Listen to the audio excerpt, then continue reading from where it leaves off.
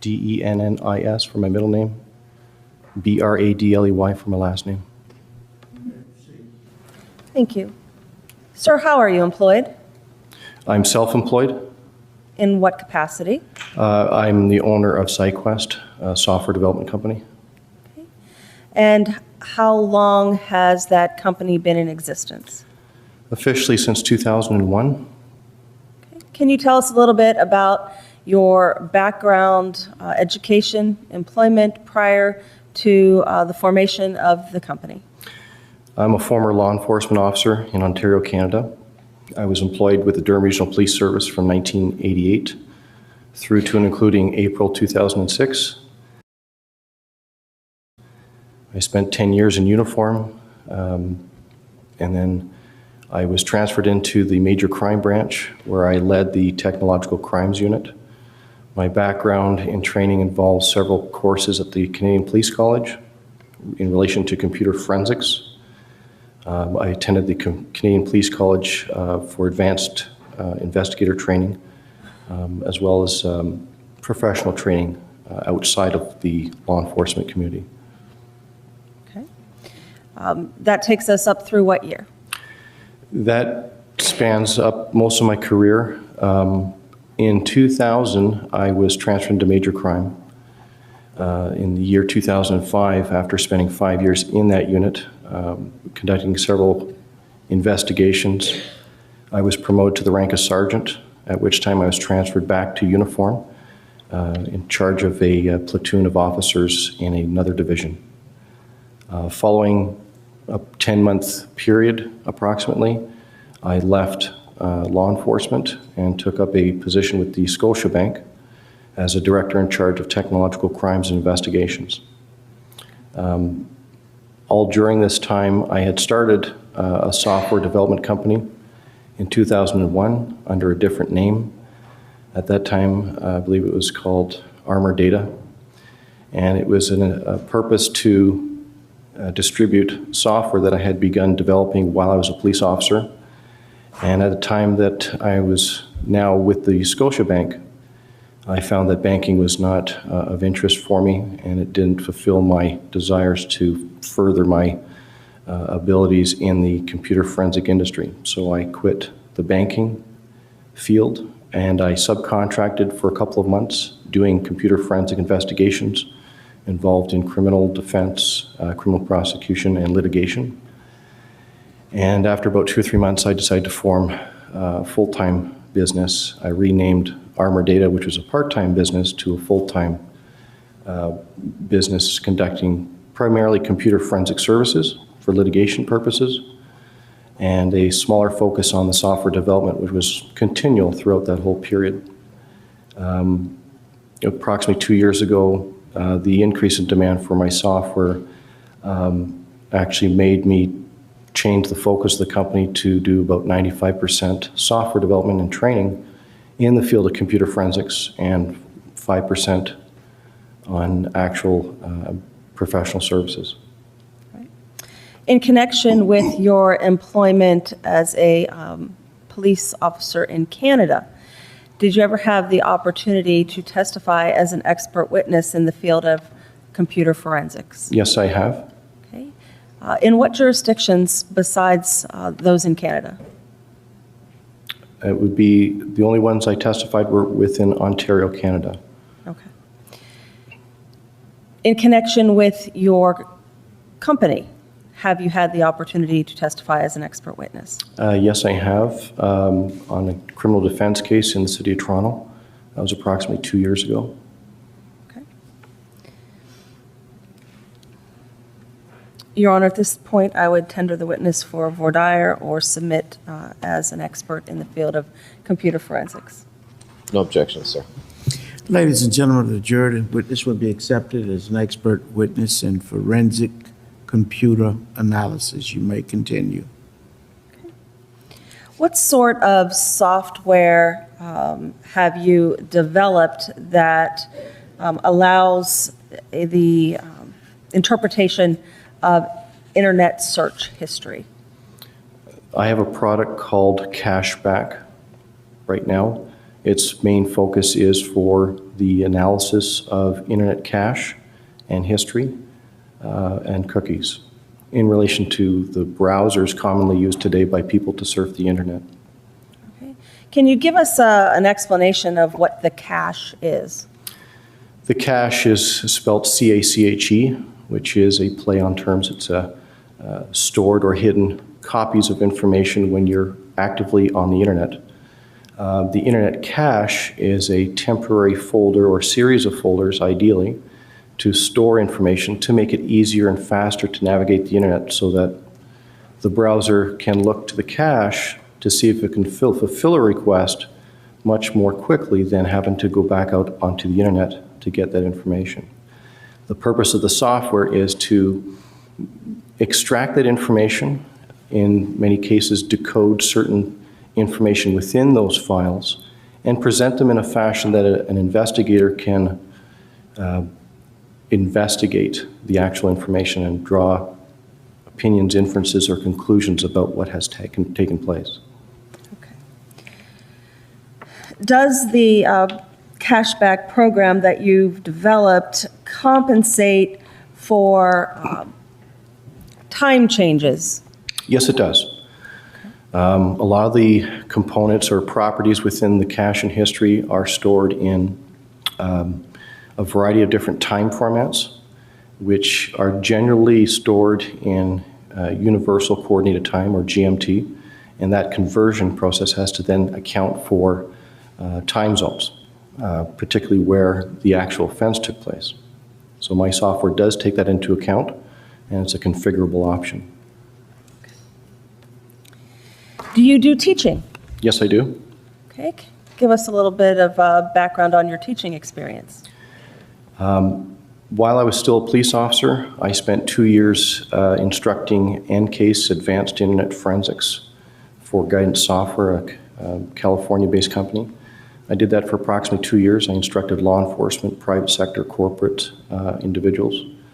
After that actually was along the lines of the time I actually left policing to go to the bank. I have developed a forensic course for our local community college, Durham College, and instructed that for 1 semester. I have also developed my own training curriculum for my software. It's called Advanced Internet Forensics. I've instructed several courses over the last 2 years for that to several law enforcement government agencies.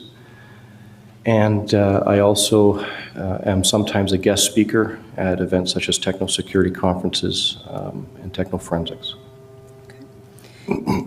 In connection then with your teaching engagements, did you teach the advanced computer forensics regarding your cashback program to members of the Orange County Sheriff's Office sometime in the last 2 years? Yes, I did. December 8th, I believe, to the 10th of 2009. I was in Orlando at the University of Central Florida. They have a special lab there for the U.S. Secret Service, and I was instructing a course at that time. Okay. Did you meet an individual by the name of Kevin Stenger? Yes, I did. Did Sergeant Stenger ask you to take a look at a data file? Yes, he did. Okay. Tell us about the item that he asked you to look at. Sergeant Stenger indicated to me that he had a file on a thumb drive that was part of an investigation. The information in that file was recovered contiguously from a hard drive in relation to a matter. And he explained to me that the Exception? Your Honor, this is an expert witness. He's utilizing information provided as to the history of the file that was given to him in order to evaluate and complete his analysis. He's allowed to rely on hearsay information initially to start that procedure. Objection overruled. I'm sorry, I've forgotten the question now. I think I generally asked you what information was given to you and what you were asked to do with it. He explained to me that what was of interest within this block of data, he explained two things. Number one, the block of data was apparently from a Firefox 2. This is a type of browser, and the 2 being the version number. There are certain characteristics about that that made him come to that conclusion, and he explained that to me. Within the body of the information he recovered, there was some plain text information. And one of the keywords that were of interest to him that he explained to me was of interest was the word chloroform. Now, you said something about contiguous information. Why was that important to you? The importance of information being contiguous relates more importantly to the location on the hard drive where it was recovered. In this case, an area of the hard drive commonly referred to in the forensic industry as unallocated clusters simply means it's a portion of the hard drive that is not being used and is not allocated for use for any file.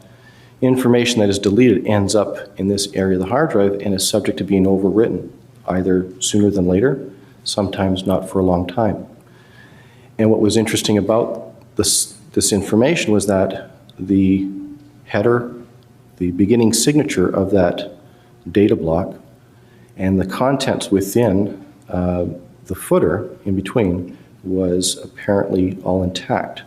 Why that is important is when you find information in unallocated space, the number of contiguous allocation units, the greater the number, the less likelihood you'll get an intact file. In this case here, a number of clusters had to have been allocated for this file, this data block, and I was impressed to learn that it was all intact. Okay. How was the information actually provided to you? I believe you referenced a thumb drive. That is correct. Okay. Did you examine the contents of the thumb drive?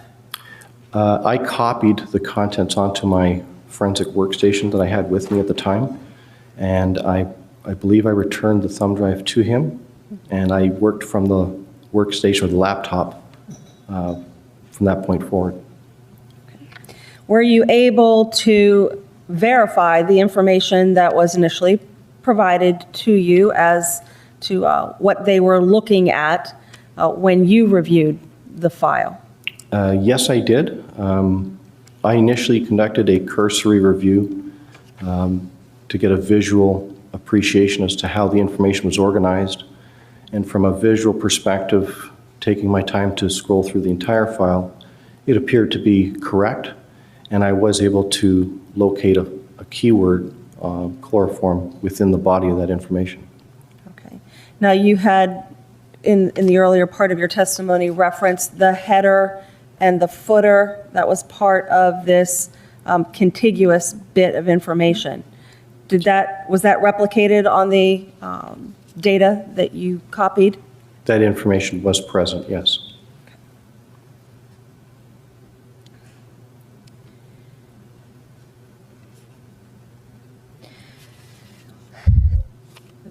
What was the size of the data file that was retrieved from the unallocated space?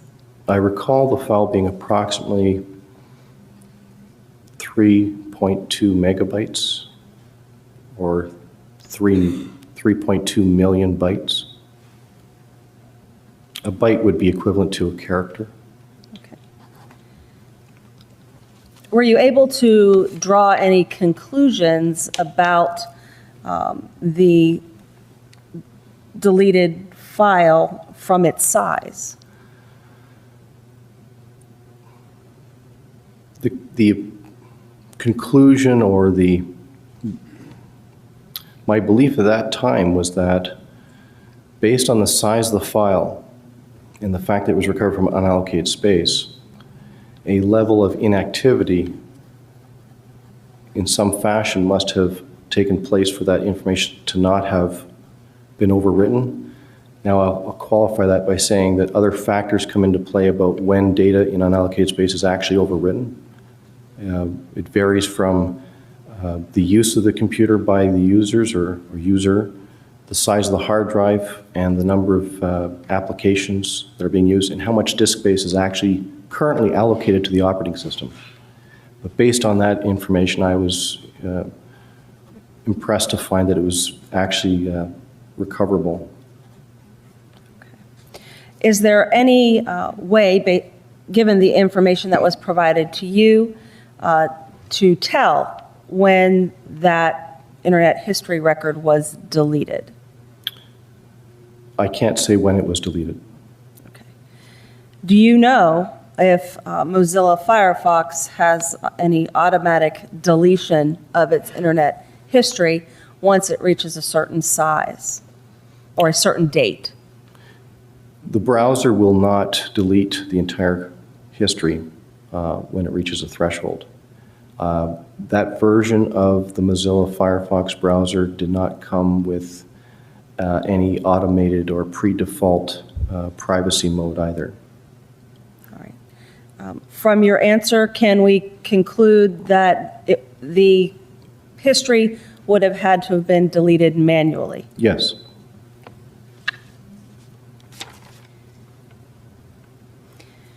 Once you did your preliminary review of the information provided to you, what was your next step?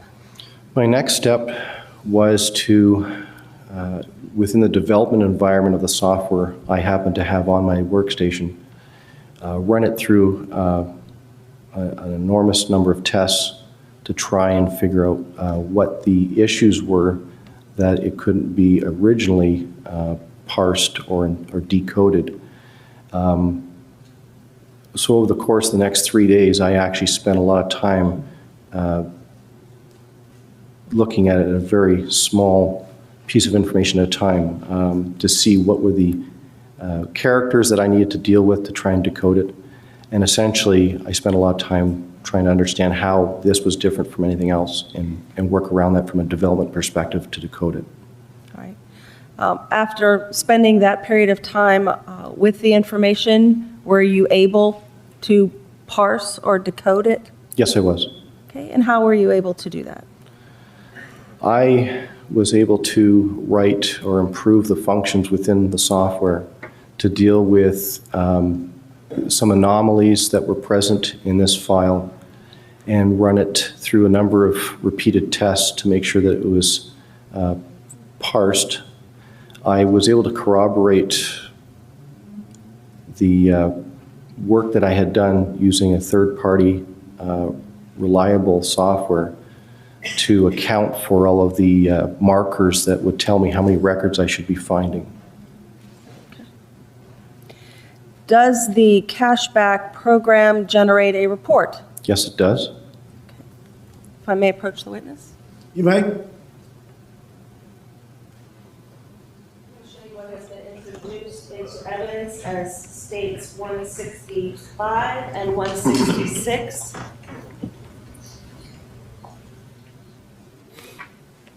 Would you recognize 165 in evidence as a portion of the cashback report filtered for the date of March 17th of 2008?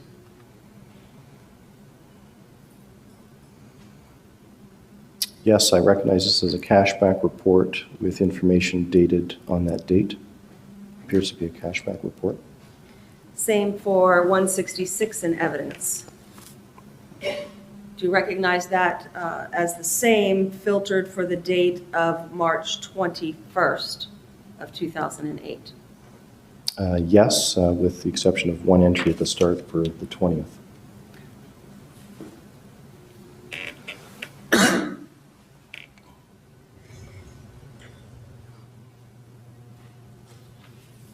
May I publish 165 in evidence to the jury during the witness's testimony? You may. Any objection from the defense? It's being entered into evidence, though, isn't it? I know.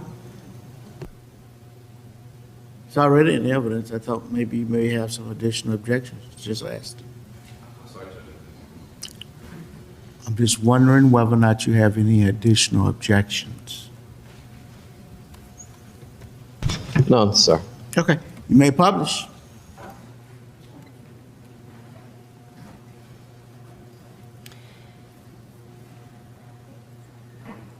right. If we could zoom into the first entry on the report.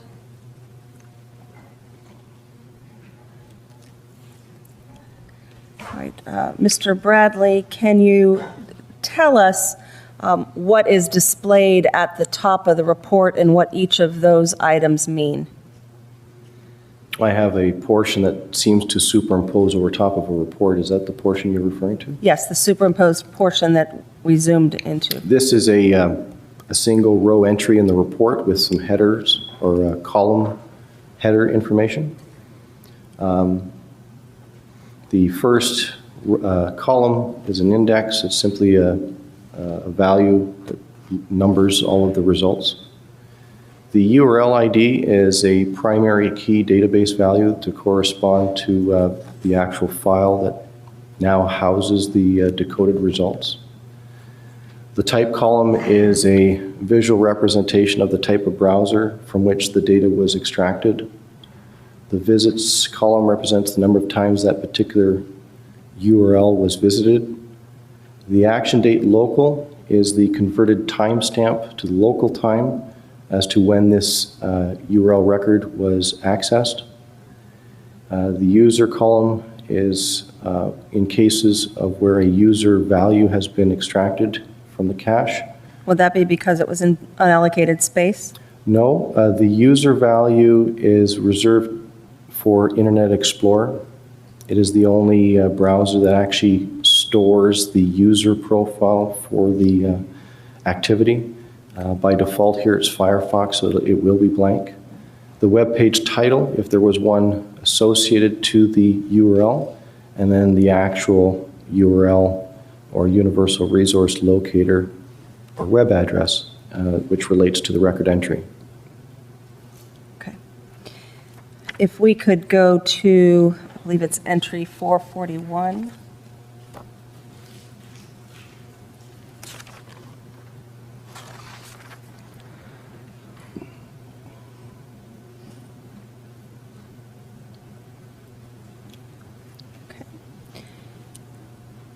What information is being imparted by the cashback report as it relates to entry 441? It appears that a web address or a URL, as defined here, http://www.google.com, was accessed on the 17th of March 2008 at 2:43 p.m. and 34 seconds, daylight savings time. All right. This number next to it, 92, what is that indicative of? That's the number of times that particular web address or URL was accessed. Accessed Visited. within what time frame?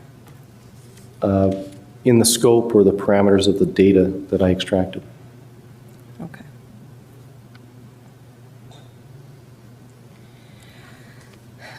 How does Google search work? Google search. Yes, If you sir. arrive at the Google homepage, there's a single text box to input keywords.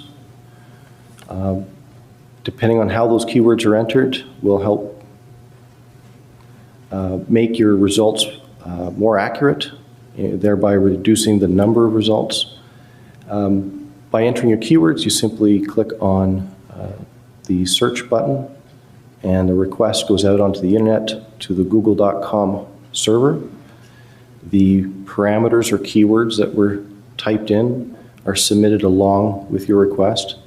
The request is fulfilled, and anything relating to the results is then sent back. Okay. Would the result show in the internet history, the result of the search? Yes? It In would- what format? It would create another entry, a line item in the actual history. Okay. Can we see the rest of the page?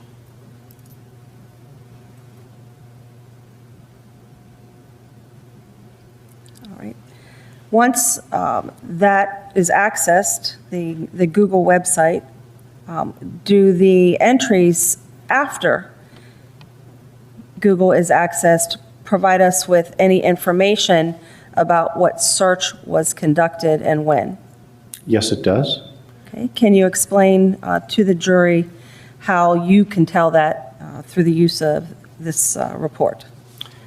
By referring to the first line entry as an example, I see the term search that follows the google.com domain or URL.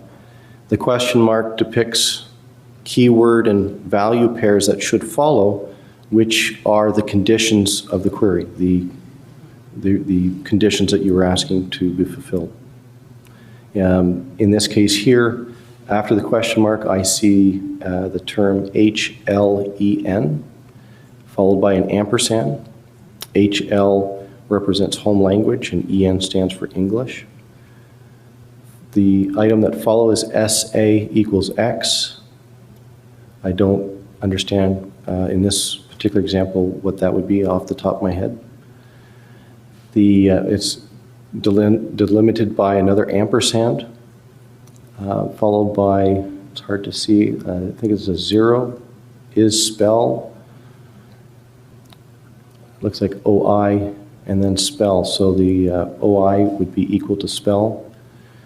The following item is RES, and the value is number. And as you follow along, there's an ampersand Q, followed by the word chloroform, and then lastly, ampersand spell 1. Okay. So what information does this provide? Some of this information, in fact, a lot of it, is provided by the server when the request is fulfilled. The important part about a Google search is the actual keyword value pair that starts with Q.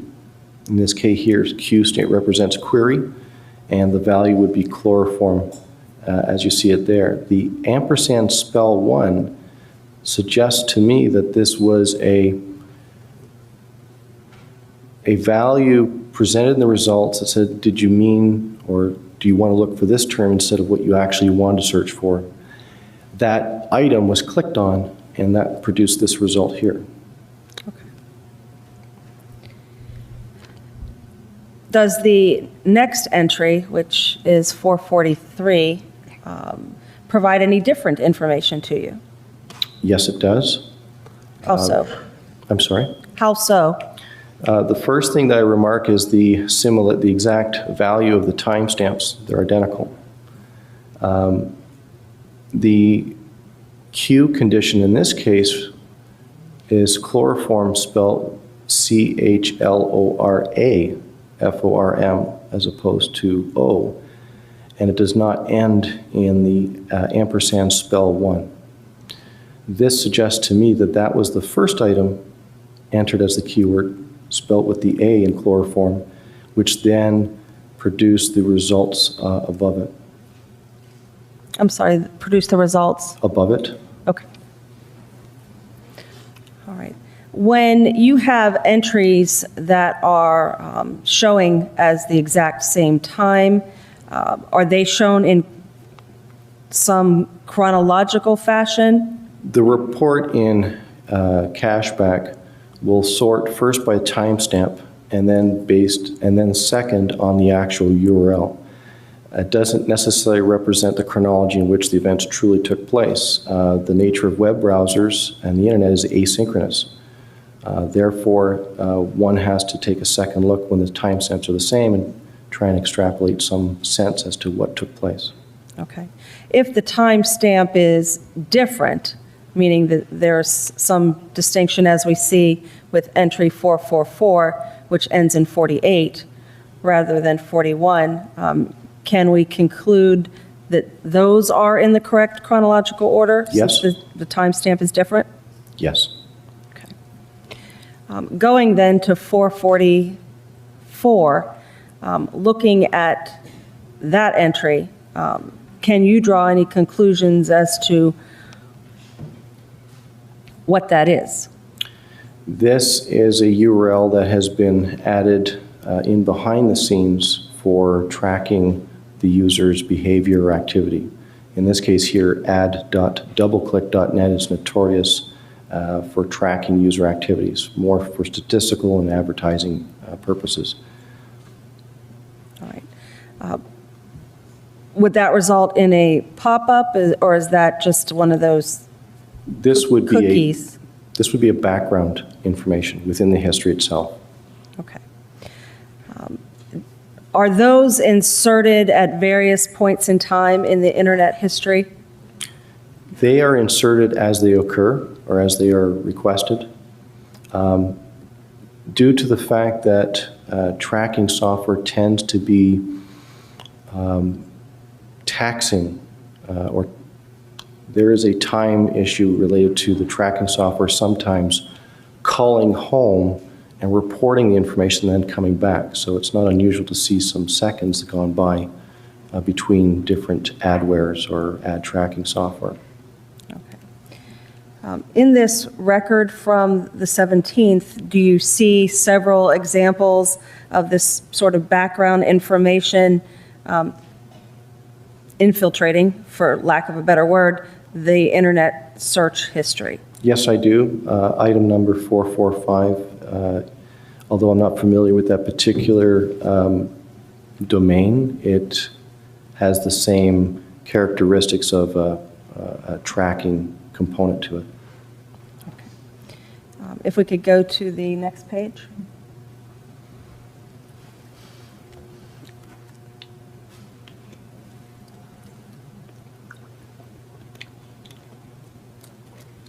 Okay, is the entry at 4, I'm not talking about the time, I'm talking about the entry on the left column, 446, one of those background entries that you were just discussing? I believe so, yes. Okay. So at 447, is that the same thing or is that something different? I believe that is also the same thing. Okay. How would that, since MySpace is included within there, how would that appear to the user? This would not appear to the user necessarily as you see it. I would believe that a lot of this information is driven by cookies on the system, and when the adware recognizes certain types of information, it will respond accordingly. In this case here, there may have been a auto login or something off to the side on the Google homepage in response to just the user's activity. If we can continue to the bottom half of the page.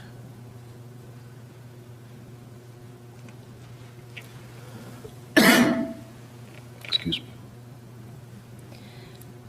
Okay. In entry 456 at the very bottom, on March 17th, 2008, 14:45 hours and 30 seconds. Is that something happening in the background? No, this appears to be a typed or a bookmarked URL. Okay. And that is for? Photobucket.com. Okay. Is that the bottom of the page? Okay. Can we go to the next page, please?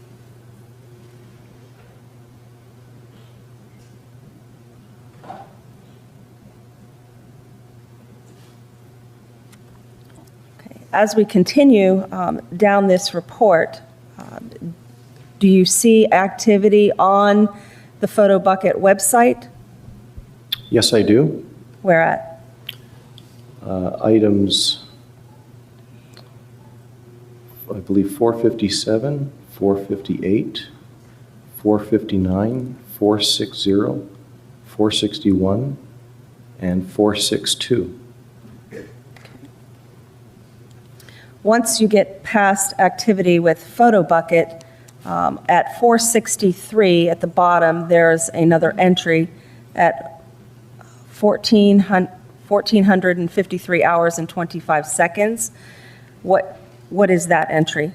This states http://en, I apologize, http://en.wikipedia.org/wiki, WIKI/CHLOROFORM, chloroform.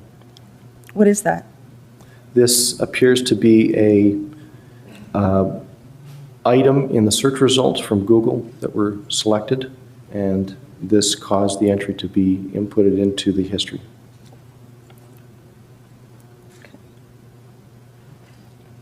Is that the end of the page? If we can scroll down on the page, including that entry within the certain. Okay. As you continue down the report, entries 464 through the end at 471, can you tell us what's happening on the computer? Just need a moment here to look at your timestamps. Yes, sir.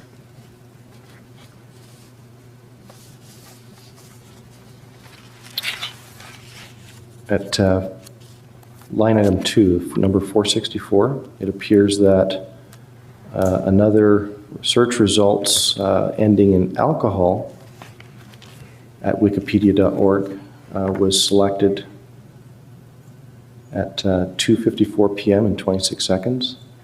And by that process,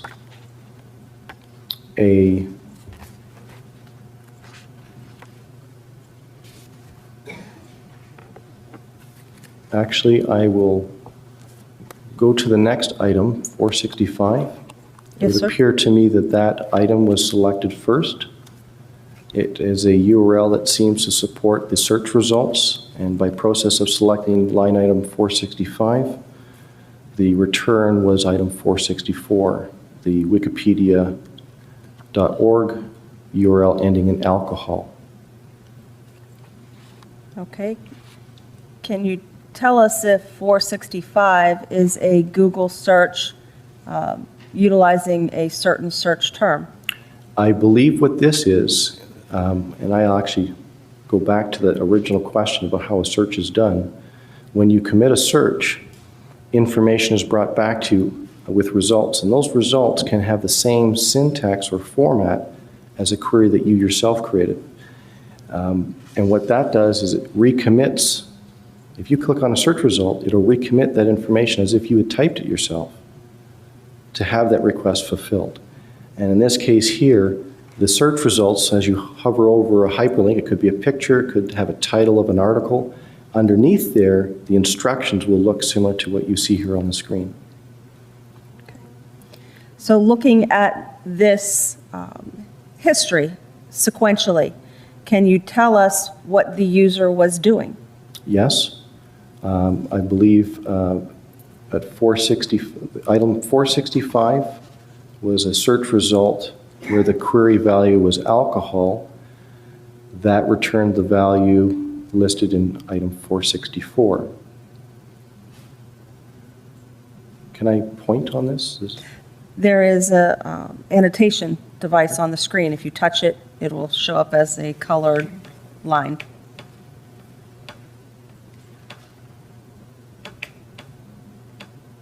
This result caused that result. Or that result caused that result. This result caused that result. This result caused this result. And I believe this result caused that result. Okay. Is this active user activity clicking through items that are presenting themselves on the screen? Yes. Okay. If we could go to the next page, if that is at the end. And we can clear this. All right, as we continue in chronological fashion, can you tell us what's happening on this computer?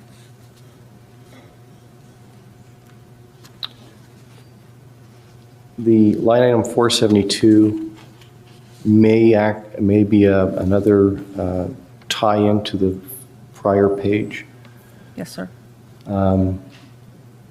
Item 473 at 2:57 p.m. and 44 seconds appears to be a separate result that ended in a visit to wikipedia.org ending in inhalation.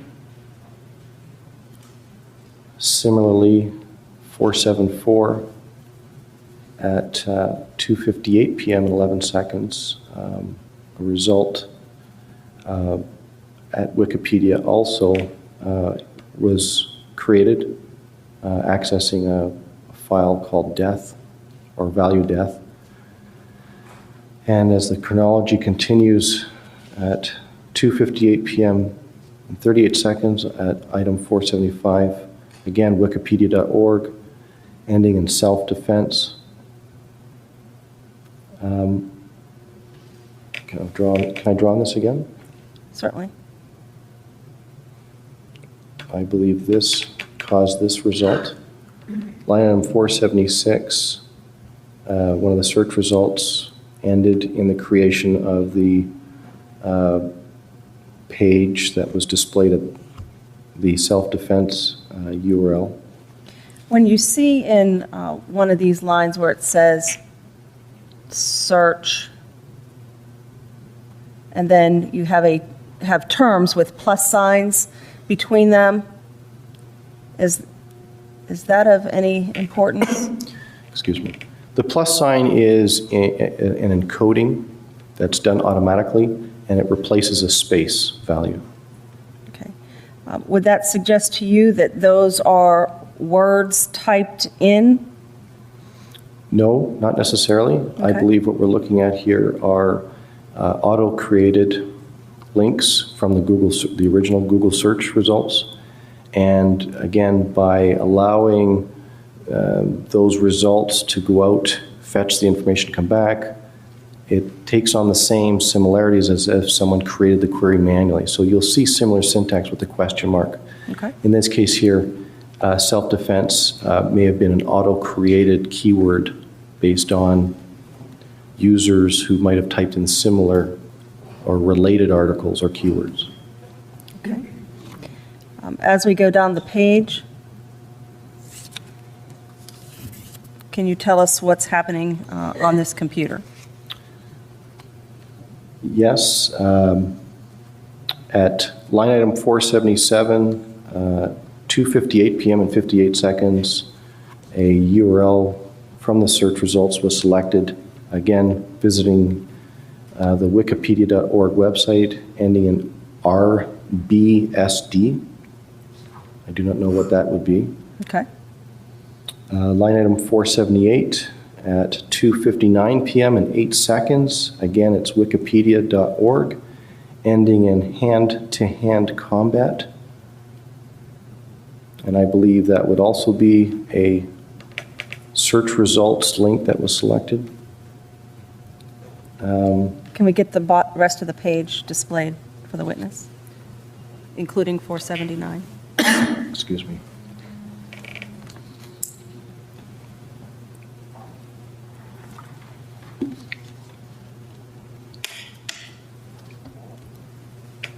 Thank you.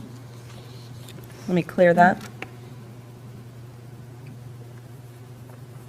All right, if you can just continue on in like fashion and tell us what's happening on this computer.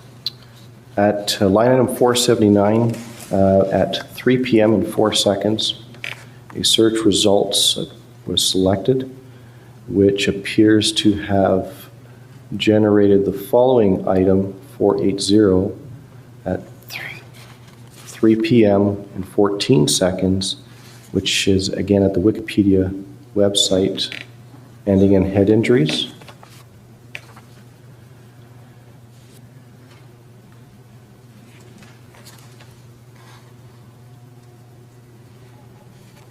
Actually, I got ahead of myself. Can I erase that, please? Hold on. There you go. Thank you. I believe this item here caused that item. 481 appears to have caused 480 to be entered. And shall I continue down the list? Yes, please. 482 at 3 p.m. and 26 seconds appears to be a wikipedia.org URL ending in head_injury. The next item, 483, at 3:02 p.m. and 8 seconds, again at the wikipedia.org website, ending in middle underscore meningeal artery. Line item 484 at 3:03 p.m. and 54 seconds. Again, wikipedia.org, URL ending in ruptured spleen. And 485 at 3:04 p.m. and 28 seconds. Again, wikipedia.org, website ending, URL ending in chest trauma. And then line item 486 at 3:04 p.m. and 56 seconds appears to be a search results listing wikipedia.org with a search term of internal bleeding, which I believe then caused the following line item, 487, at the same timestamp. Can we continue with the display, including 487 within the parameters? Okay, we'll start with 488.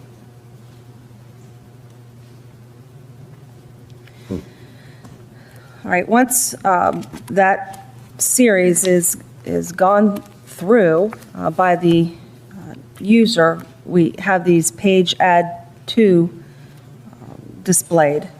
What is that? These appear to be Google Ads or AdWords advertisements of some sort that have found their way into there automatically. Okay. So then as we go down to 490, Excuse me. to the end, are these continuous ad pop-ups, or do we have actual activity on the computer? I would not refer to them as pop-ups. I'm sorry. I would refer them as stuff that has just found their way into the history Okay. automatically. Aside from those entries, then, is there other activity that is going on the screen? Yes, item 490 at 3:05 p.m. and 17 seconds, a link to articleworld.org referencing a item called internal bleeding. Line item 492 at 3:05 p.m. and 47 seconds. Again, the wikipedia.org website referencing a URL item ending in hypovolernia. Okay. Can we display 495 on the next page, I believe, and below?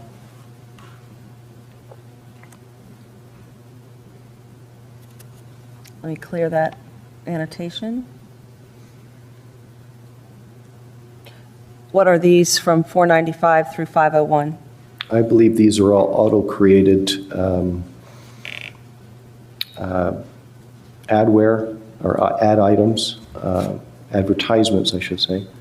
And also, I see an item there, line 498, referencing myspace.com. I don't know exactly what it refers to, but it seems to appear to have been created automatically in reference to perhaps a cookie stored on the user system. Okay, if we can go to 502. Stop before we continue. Yes, sir. All right, ladies and gentlemen of the jury, we're going to take a 15-minute recess at this time. I'm going to ask you not to discuss this case among yourselves nor with anyone else. We'll be in recess for 15 minutes.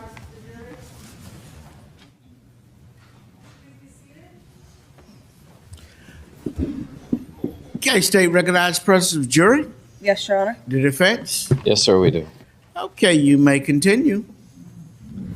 All right, Mr. Bradley, I believe that where we left off, we were talking about entry number 502. Perhaps we can go 502, 3, 4, and 5, and if you could tell us what's happening there. Again, these appear to be auto-generated either ad or tracking URLs to the history. If we could display 506 through 510.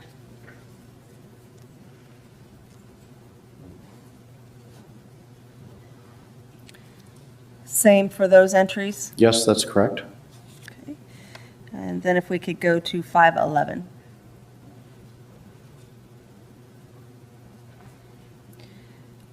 Okay. What activity is showing on the computer with this entry in the sequence? Excuse me. This appears to be a facebook.com URL ending in reqs.php. It appears to be an item that was accessed by a hyperlink that was perhaps saved as a bookmark. Okay. Active user activity to, I believe this is user activity versus something auto-generated. okay. The number 8 The number of times visited, since, historically up until 1650-44. Actually, I will clarify that insofar as the contents of the file that I actually analyzed there from that URL, that number of times it was visited is 8. It's basically a counter for that particular entry.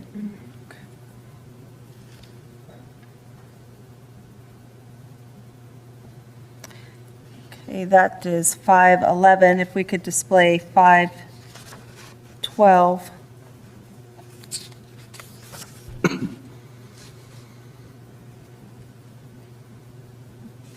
This appears to be some type of auto-generated item.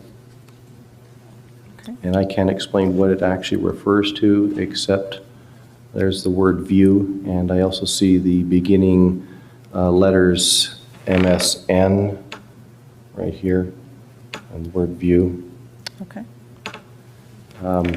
Again, this because the syntax or the difficult construct of this item, I would believe that this is auto-generated. If we could display 513 through the end of the page. Would this be auto-generated as well? These two, yes. These two, yes. This one here 515? may have been visited by result of selecting a hyperlink or auto-generated as well. I can't say for sure. Okay.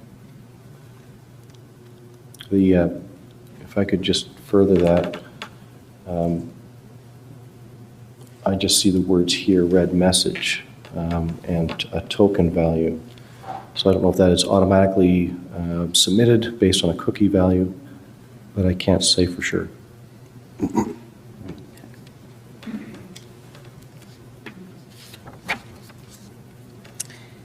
Okay, if we can display 517 through 519. Excuse me. Can you tell if this is, again, the auto-generated signature in the URL?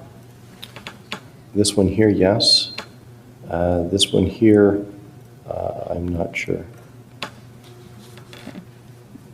The one that has the MySpace information? Yes, that's correct.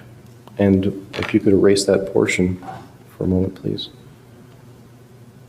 I see of interest here an index, which appears to be a default page at the MySpace profile, so it's a profile.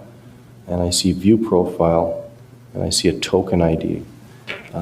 Again, this could be something that the user selected, and that availability of the URL to be selected might be the cause of a cookie on the system.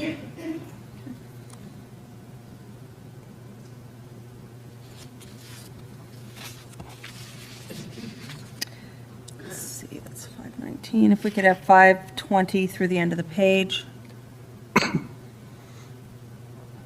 Anything different there than what we've seen earlier? This one here is slightly different. The first one, line 520. How so? It says profile myspace.com index, question mark, user action, user view profile, and friend ID. This appears to be something, again, it appears that it might be a auto-generated option based on a cookie on the system. Okay, this indicates, Number of time visited. These two items here, again, appear to be auto-generated adware of some sort.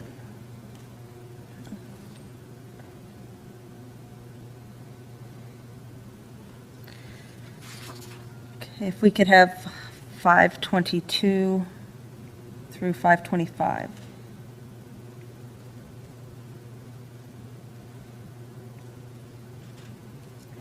Okay, I think 522 actually starts on the page ahead, but it starts with page add to. Is that the auto-generated information? I apologize, I couldn't hear the question.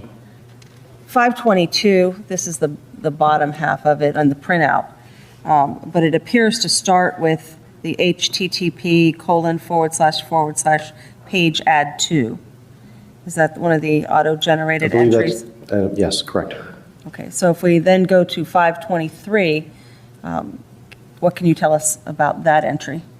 This appears to be an option of selecting to view an album with a friend ID indicated here, view album, which would support this first portion of the web address, view more pics, MySpace.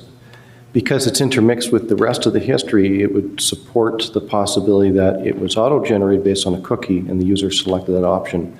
It's also further supported by the fact that the visited count is actually greater than 1. 724 is what? 524? I'm sorry, you're right, 524, I misspoke. Excuse me.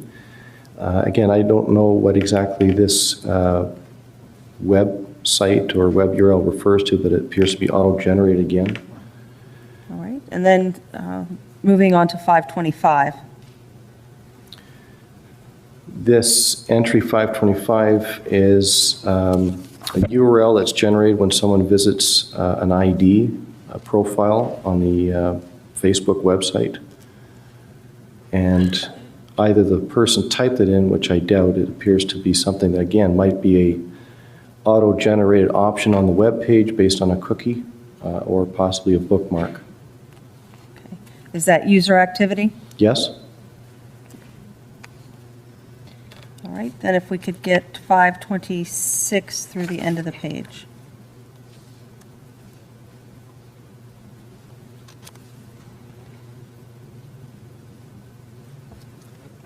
Excuse me. Taking a look at that, can you tell if any of that is user-generated activity as opposed to created by the system?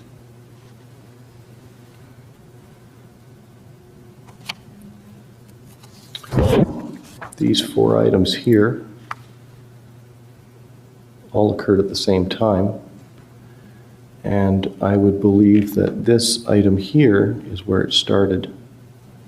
And the rest being an asynchronous type response, they were recorded. And this appears to be adware or some type of auto-inserted part of the history. And this one here, it says, first item here says cache traffic, content, classmates online. Again, I believe that's some type of auto-inserted item. How about once you get down to the view more pics, MySpace reference? Yes, line item 531 has a visit count of 3, and the syntax supports, again, a possible user interaction. Because the construct of the URL is something that's probably auto-generated as an option on the web page, again, based possibly on a cookie or a bookmark.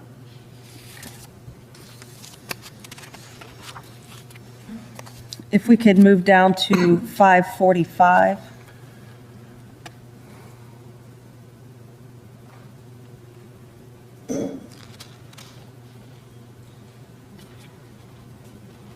Through 550, if that could be displayed.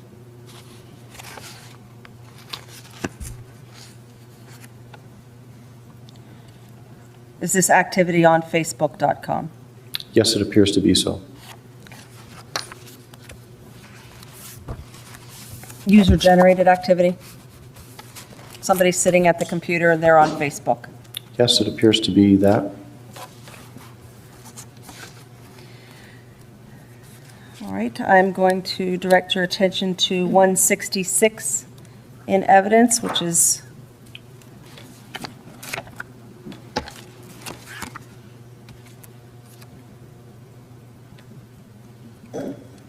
March 21st of 2008. The information at the top, the same as explained on the other report? Yes, the columns are the same. Okay.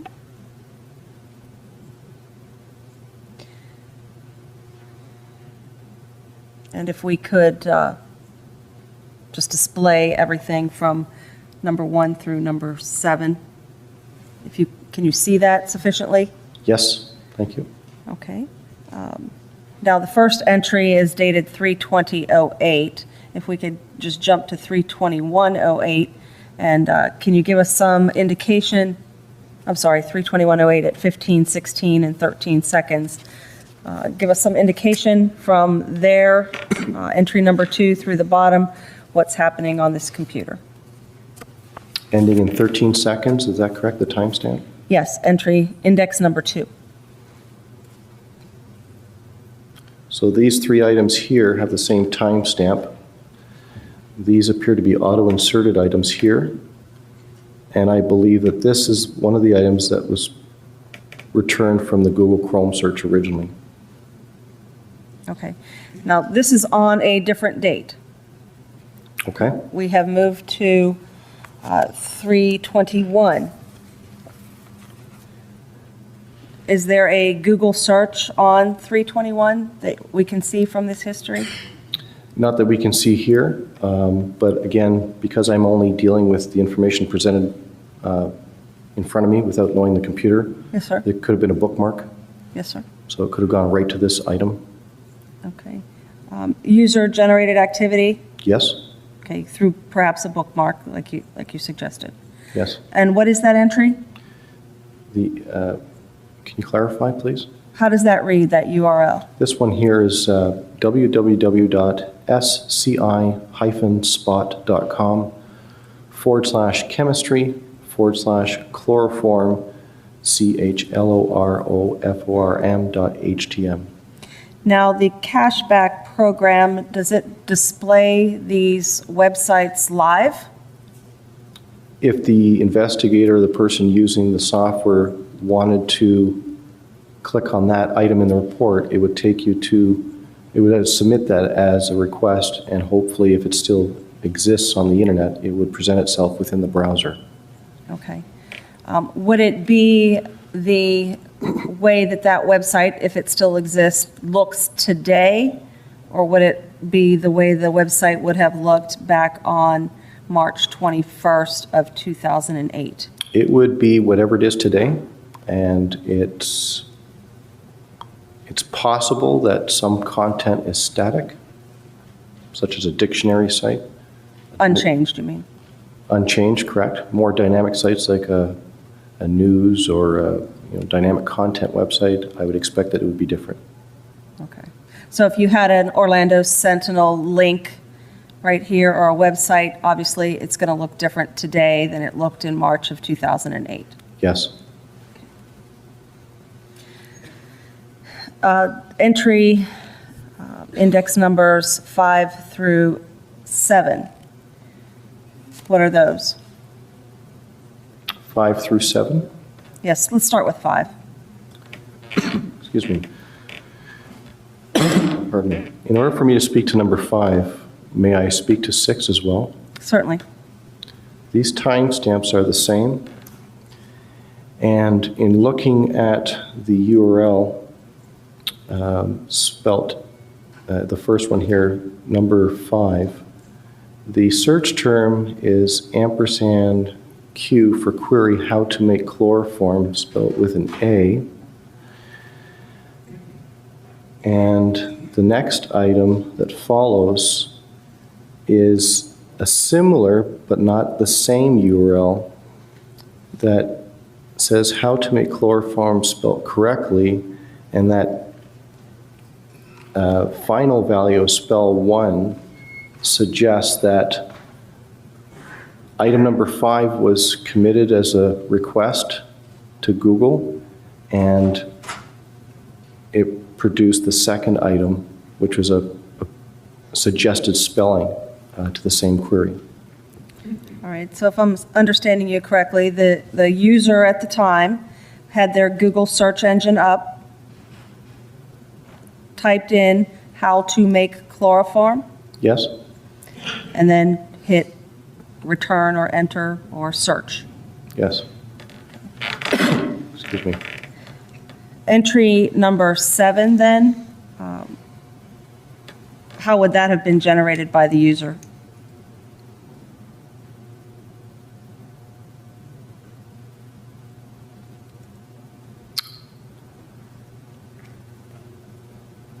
Again, going back to number 3, if we're looking at an entirely different date, I would believe that some of these items might have actually been bookmarked.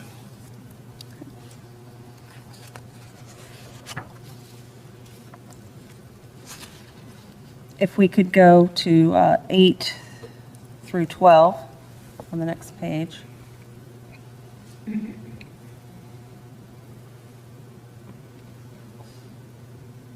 All right, do you see 8, 10, 11, and 12 being system generated?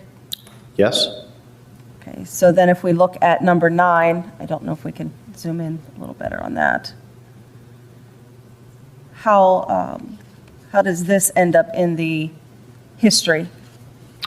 This appears to be a result of a search for chloroform through Google, and then, or just a search for the word chloroform, and this is a result that was then generated by selecting one of the results. Okay. If we could display number 15.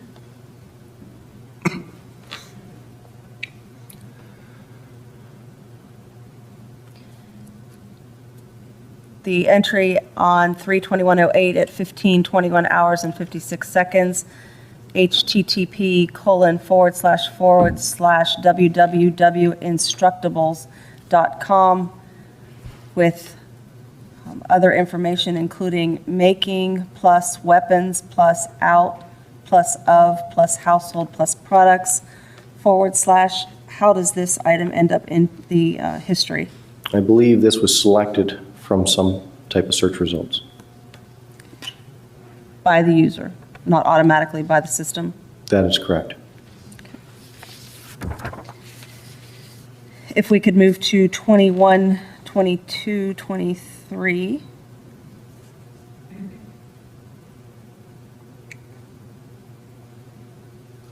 Do you see that sequence? Yes? Okay, those all have the same timestamp. Yes? How does this information end up in the history?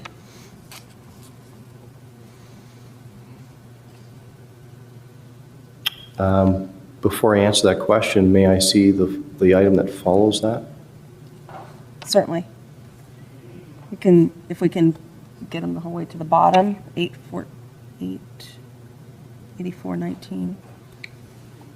Okay, these 3 items have the same timestamp.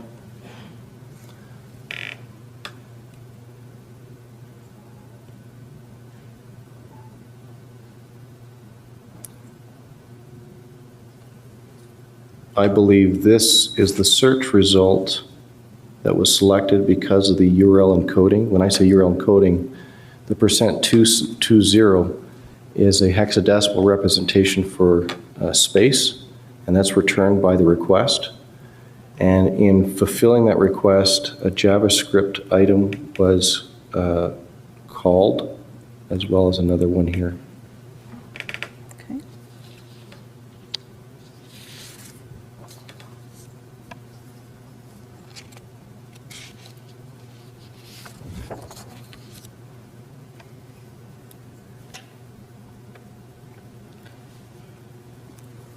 If we could have the next entries displayed?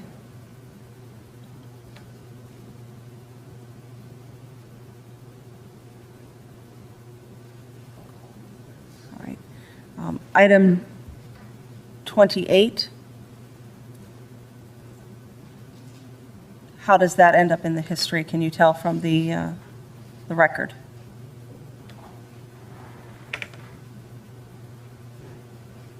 It appears to be something that was selected or bookmarked. Based on the chronology, unless there was a search that is not part of this report, I would suspect it was a bookmark. Okay. Unless the user could have typed it in as well. Right. How about the entries that follow? Can you explain those?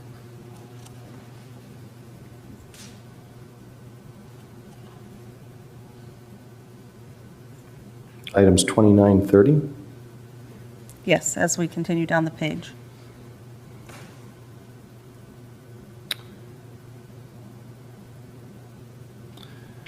I can't explain exactly how this item here would have returned, only because I am not familiar with what CBOX, excuse me, .ws is.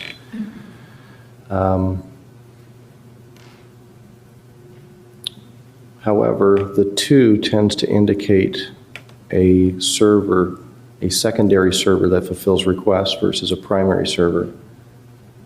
And the next item, being a different timestamp, is possibly something selected again in relation to the 2 preceding URLs. But that's the extent that I can explain that. Okay.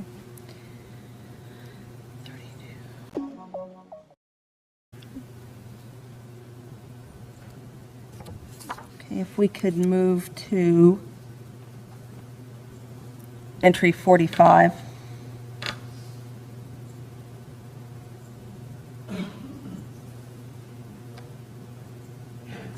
Actually, if you could give me 45 through the end. Okay, can you see entry 45 at 15:26 and 24 seconds? Yes?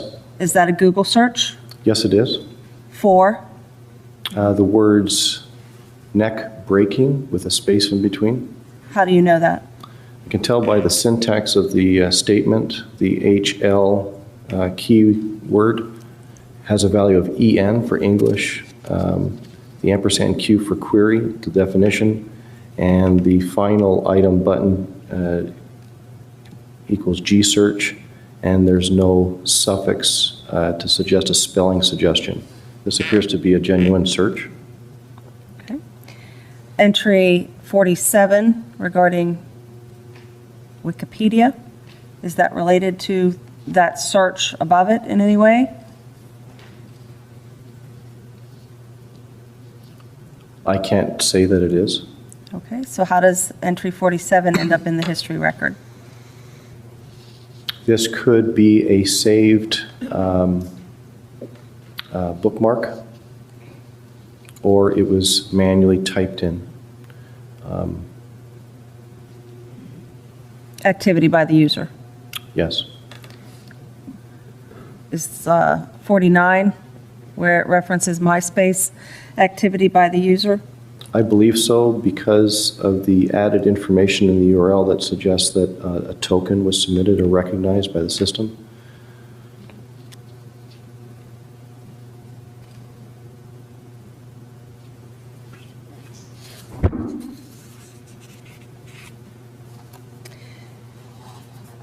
And if we could move to entry 55.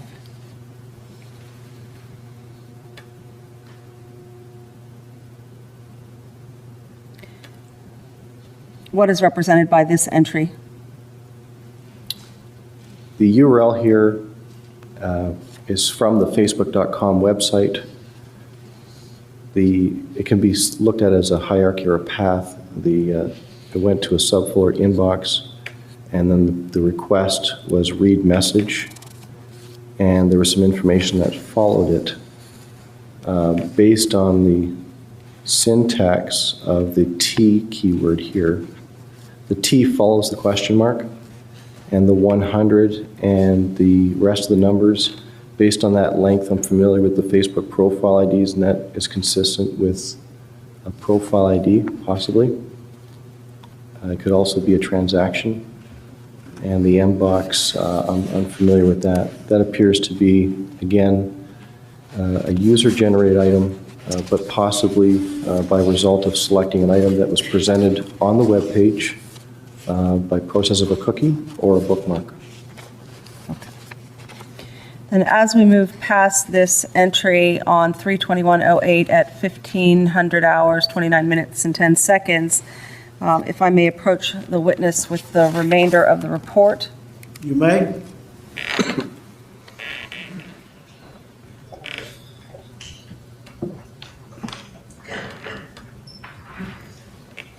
Does that appear to be Facebook activity through the end of the report?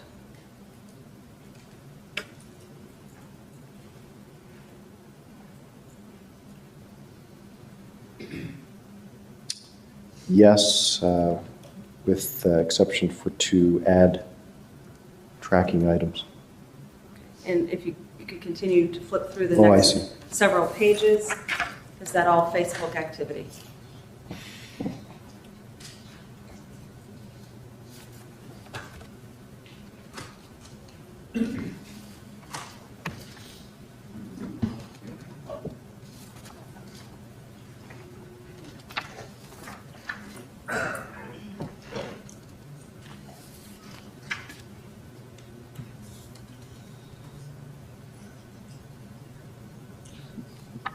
Yes, for all of these that I've put here, page 13, yes. Again, there's at least 2 items in here that appear to be auto-generated ad tracking.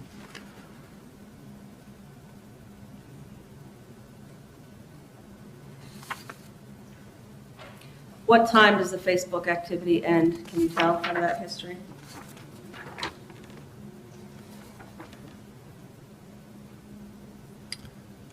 March 21st, 2008 at 3:37 p.m. and 14 seconds.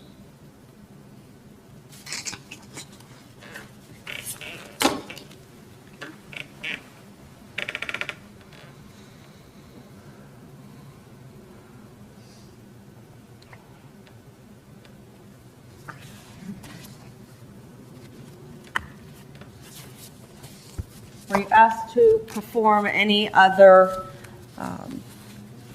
examination for the Orange County Sheriff in connection with this case? No, not that I recall. Thank you, Your Honor. I have no other questions of the witness. Cross-examination. Excuse me, Your Honor.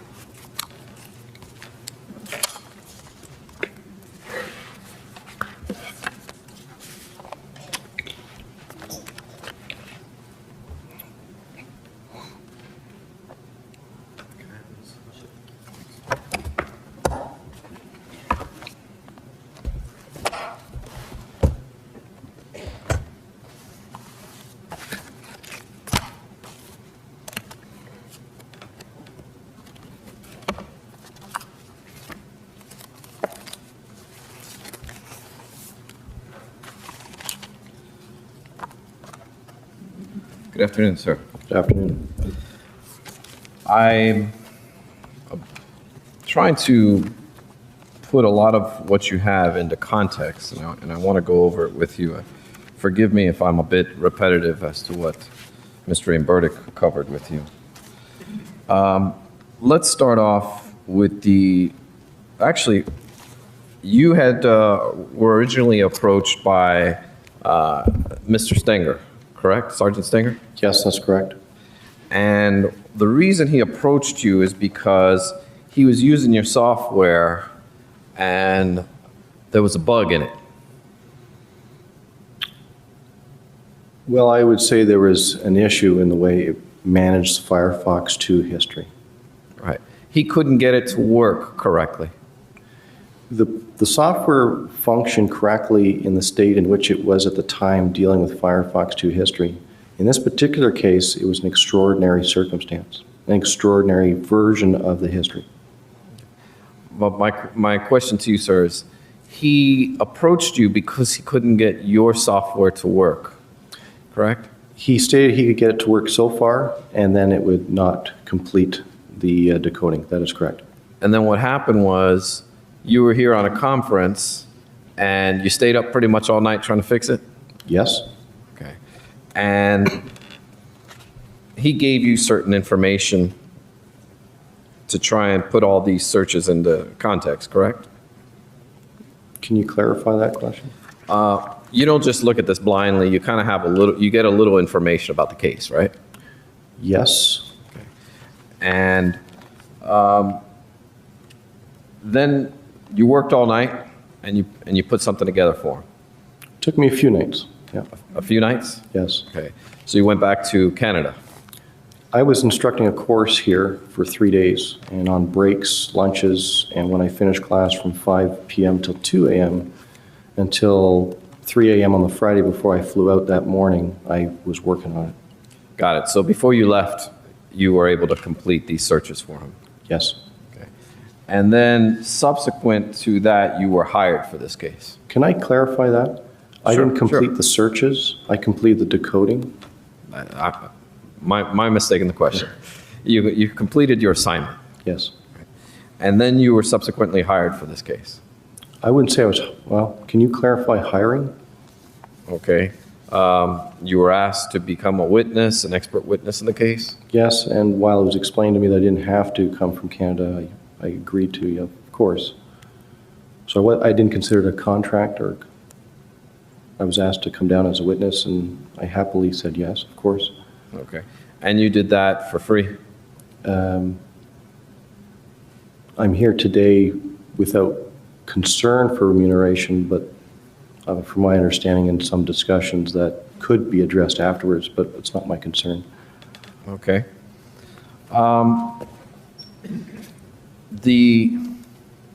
You haven't discussed how much you're going to get paid yet? Not worried about that, Okay. but we have. I'm sorry? We have as far as what the state is willing to pay, but that is not a concern to me. Okay. Is it the advertising that's concerned to you? I don't understand there is no concern for me to be here. Okay. You're involved in the biggest, in a high-profile case. You're aware of that, right? Of course. Okay. And this is your software that you're testifying about. Yes? Okay. And it's something you developed. Yes? Okay. And if I were to go to your website, would there be any advertisements about you testifying in this case? There is a link on the homepage that I put up a few weeks ago in regards to a specific and single article that referenced my name and the software, and I only put that up recently. Kind of a subtle way for people to see how cashback might have been used. Now, insofar as to support or to explain, excuse me, your reference to the word concern, Firefox 2 is long ago deprecated, and at the time it was in transition to version 3. Most people were already adopting version 3. So it was a vendor's choice as to whether to go back and recode against a soon-to-be obsolete version. And that's kind of where we are today. So if I go to your website, right under the name Cashback 3, is there a section there that says #1 choice for internet forensic investigations? Yes?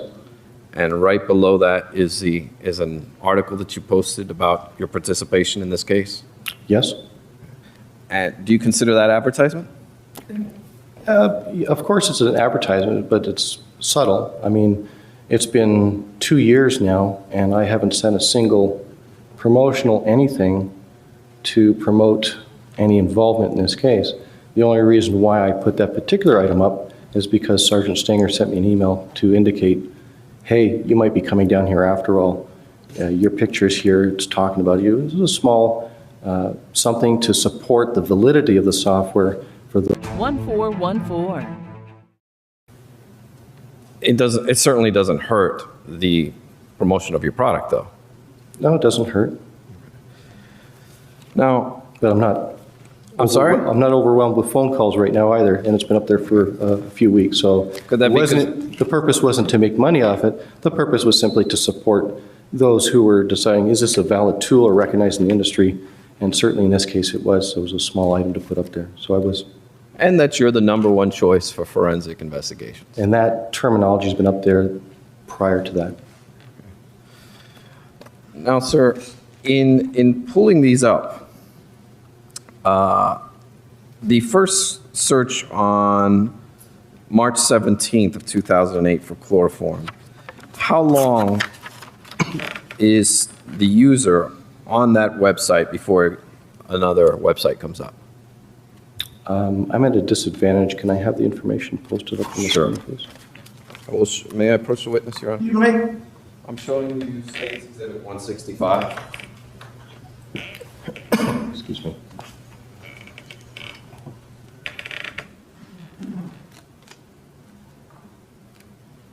And what was the question again, please? In How reference to- long was a person who was visiting that site looking at the website for chloroform before another page came up? This is a 57-page document. I'm not sure where I'm supposed to start looking. Sure, I'll tell you, I'll direct you right there. The 1:43 PM and 41 seconds, On which date? The 20, March 17th, excuse me.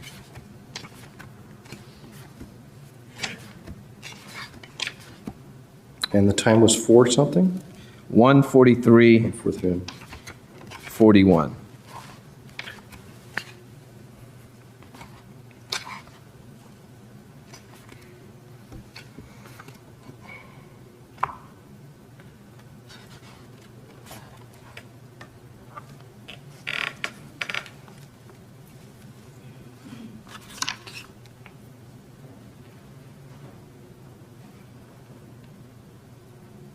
Okay, I'm at 17th of March, 2008 at 2:43 PM.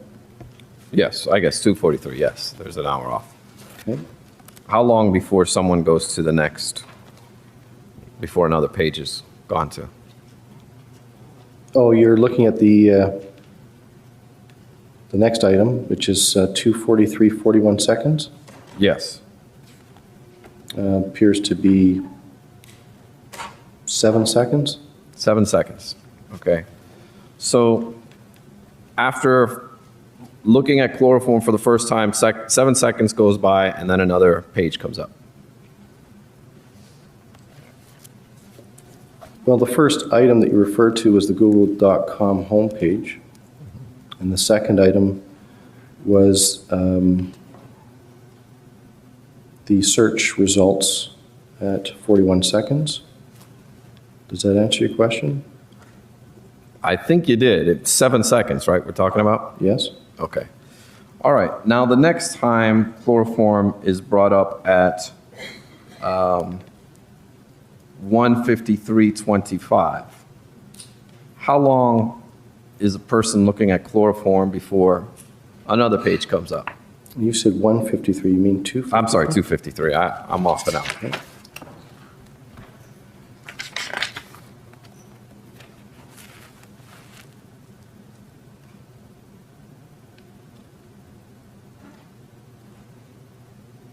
Okay, 2:53:25. Correct, I have a reference to Wikipedia. right? Okay, so I'm there. What was your question, sir? The next time another page comes up, 1 second later? okay? So you got 7 seconds, then 1 second, correct? According to the history, yes. Okay. Now, Now, I should explain something before we go. I know where you're going with this question about the seconds and the time elapsed. but I don't won't want you, answer- I want you to just answer my questions if you Certainly, can. okay. If you feel you need to explain, we can. I object, the witness is trying to respond to the context of Mr. Bai's question. Sustained, did you finish answering the question, sir? Thank you, Your Honor. The purpose of my role is to decode the history. By reviewing the timestamps that were decoded, we have a chronology. Now, certainly, one of the checks and balances from a forensic perspective is to take the results, and then if they're not, or if they raise questions, such as a 1-second disparity, how is it humanly possible to get a result and then go on to something else? And how is that done? Based on the clues left behind in the beginning part of the chronology, one might try to replicate that using an experiment or a series of experiments. Those were not requested of me, nor did I do them. I totally understand. So I can't speak to why there might be a 1-second discrepancy between two visits. No one's asking you why. Okay. and Mr. Bradley, we totally understand. I'm just trying to get the facts of what you got in the history. Fair enough. Okay. Now, sir, the subsequent to that 1 second, there are some other Wikipedia searches for peroxide and things like that, correct? Yes? Okay. And then someone types in at 258:38, exactly what? Excuse me. 258:38? Yes. I can't say if someone necessarily typed this in, but it's a reference to Wikipedia, and there's a search, a consistent search definition for self-defense. Okay. So maybe someone typed it in, or somehow the screen ended up with self-defense on Wikipedia. Well, I've gone so far as to prepare for today, and I've actually visited at least Wikipedia's website, and my own common knowledge of the Wikipedia is it tends to underscore keywords within documents. So as you're going through, it's just as easy to click on an item, you stay within the Wikipedia website, and lo and behold, you have a new item registered. And for those jury members who are not familiar with Wikipedia, a page will come up and it'll describe an article, and then it might have a link to another topic Within that that website. article. Yeah, Wikipedia is a new name for encyclopedia. Okay. So basically, at some point, self-defense became a topic that was looked at on this computer. Yes. Okay. And after that, at 258:58, it's reality-based self-defense, correct? I see an acronym, if that's what it stands for. Okay. Do you have any cause to doubt that based on what you're reading?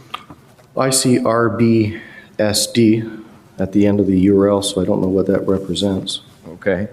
What about the next, at 2:59:08? That would have been 10 seconds later. Yes, that one ends in hand-to-hand combat. Did the investigators inform you that hand-to-hand combat has anything to do with this case? Or No, do you sir. know this? Okay. Then after that, you have at 3 p.m. and 14 seconds, head injuries. Yes, that's correct. The investigators inform you that head injuries had anything to do with this case? No, sir. And then, I guess, what is that? 1 minute later, a minute and a half later, you have middle meningeal, I'm going to butcher this word, meningeal artery. Is that, excuse me, line item 483? Yes. Yes, that's correct. Do you know what that is, sir? No idea. Okay, that makes two of us. Did the investigators tell you that that has anything to do with this case? No, sir. Okay, we'll look at the next one, which is, I guess, 1 minute later, 1 minute and 30 seconds later, 40 seconds? Ending in ruptured spleen. Yes, ruptured spleen. I was not made aware of that being in any relevance. Okay. And then subsequent to that, 35 seconds later, what's the next search? Chest trauma. Did the investigators tell you that has anything to do with this case? No, sir. And those are much longer times that have been spent on the chloroform topics, correct? Yes, correct. And then the next search at 30456, internal bleeding. Yes? Did the investigators tell you that anyone was internally bleeding 3 months prior to this case? No, sir? Okay. Then at 30547, I guess that's like 30 seconds later, somebody types in hypovolemia. I can't say that someone typed in I apologize. hypo, but obviously somehow that was referenced. So somebody's looking at hypovolemia. Yes. Did the investigators tell you anybody had hypovolemia in this case? No, sir.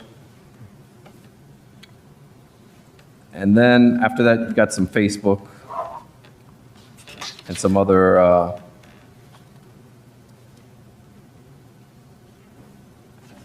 searches that have no relevance, correct? That appears so, yes. Okay. All right, now let's go to March 21st. If we, I've got that one. Okay. May I approach? Thank you.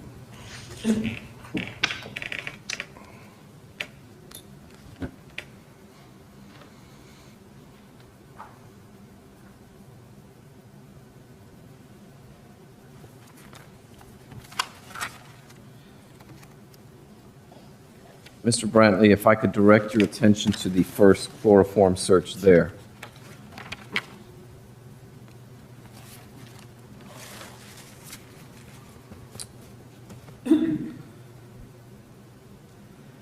Now, I catch that at 3:16:30, is that correct?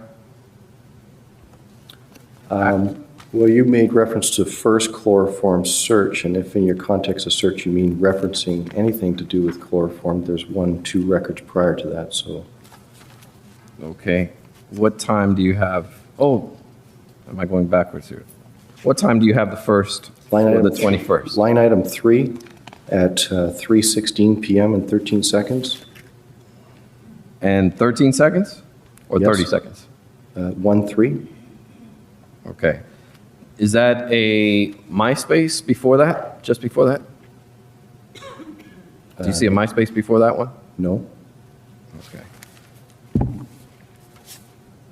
And that's the first search at 3:16:30, correct?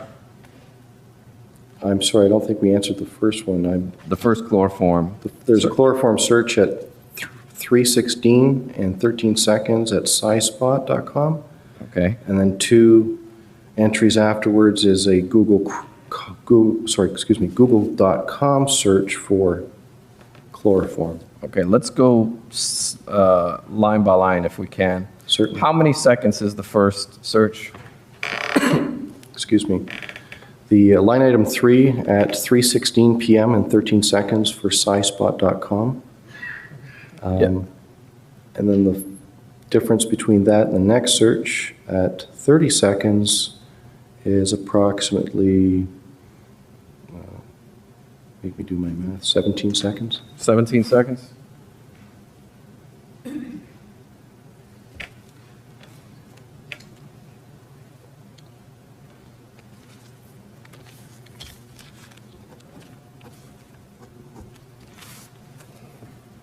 Okay, and then going to the next page.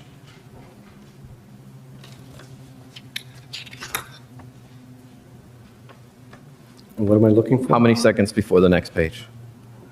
See, I don't quite understand when you say next page. I have The next search or well, the entry ne- that you The have. next item with reference to the word chloroform or a portion thereof is line item 7 at 3:18 PM and 55 seconds for scipot.com chemistry chloro2.htm. And how many pages is that? I mean, how many seconds is that? From the prior one, Yeah. well, you have 1 minute at 17:30, 2 minutes, 2 minutes and 25 seconds. Okay. And then what's the next search after that? Or what's the next page that comes up? Well, the next, are we referencing the word chloroform, or are we? Anything after that. Okay, the next item is entered at line item 9 at 3:19 p.m. and 3:19:16 seconds at druglibrary.org, and it's a big long URL that ends in chloroformhabit.htm. Right. And what does that come to? How many seconds is it before it goes to that page?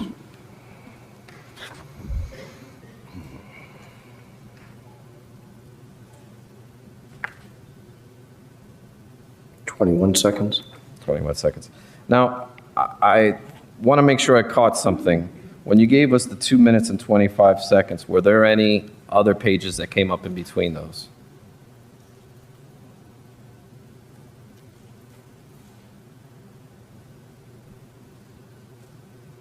I'm trying to remember which one I started with to do that math. Okay. I believe it was line item 5 and line item 7. There was one item in between at the same timestamp as line item 5, so there's nothing else in between. Okay. All right. So that's obviously the longest time anyone spent looking at chloroform so far. Yes, I would agree with that. Okay. And when you say the chloroform habit, can you read that the one that we're at now that took 21 seconds? Excuse me, yes. Can you read the whole portion of what that says? The URL starts with http://www.druglibrary.org/Schaeffer, SCHAFFER/history Yes. /E1880/chloroformhabit.htm. Okay. Did you look at that page at any time? Matter of fact, last night I did. Okay. And that's talking about somebody having a chloroform habit in the 1800s? I remember 1800, but I didn't read the article. Okay. It's a blog, right? It didn't appear to be anything more than just information. So I don't know if it was a blog, but there was information that seemed to be, a person put it there. Right. Somebody's writing about somebody in the 1800s having a chloroform habit. I would agree with that. Okay. And then how long before the next, what's the next page actually? The next page, sorry, search. Yes. Would that be the self-defense search next? The only item I see on here is weapons out of household products. Okay. And what time do you have that at? 3:21 p.m. and 56 seconds. Okay. And that has to do with making weapons out of items at your house. Well, it's suggestive of what it might contain. I couldn't tell you what it actually pointed to. Did you look at that? Nope. Did the investigators let you know that somebody was making weapons in their house and that was relevant to them? No, they did not. Okay.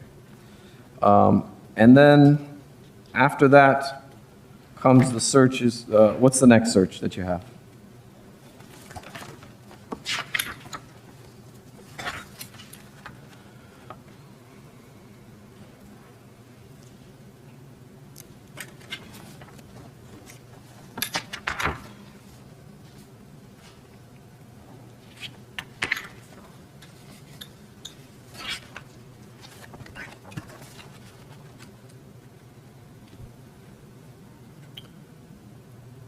Now, you said search, just a search. Yes. What's the next page that comes up? I believe item 45 at 3:26 p.m. and 24 seconds, a Google search with the terms neck breaking. Now, prior to that, do you have anything on Google, books, self-defense for women?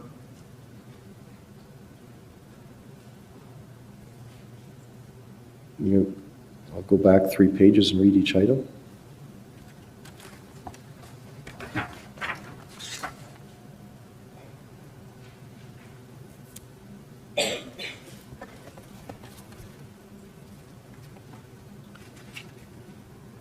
At this point, back to page 3 of the report. I don't see any references to a book, unless you can assist me. That's self-defense for women? Is that a question? Yes, I'm asking. I cannot find anything here with self-defense for women. Did you look that up to see what that was? When you say that, look that That up. specific entry? Again, I'm trying to find the entry to which you're referring to. I'm not able to find anything about a book, Okay. unless you can enlighten me. Sure. What line are you on? I apologize. Sorry, there's a lot of stuff Sure. there. We left off here, right?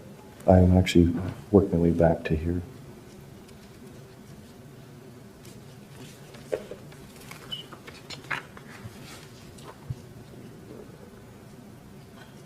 I think it might be another page or two ahead.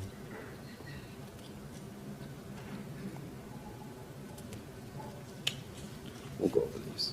Because I think it's at 1526, if I wasn't mistaken. And one more page, I think after that.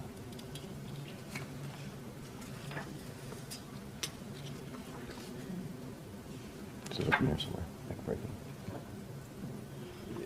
Yeah. We'll go back, so Okay. we can stay in chronological order. Okay. I don't have this, so I'm looking at it on a screen. We were, before we went there, we were here, correct? Making household weapons. I believe so. Okay.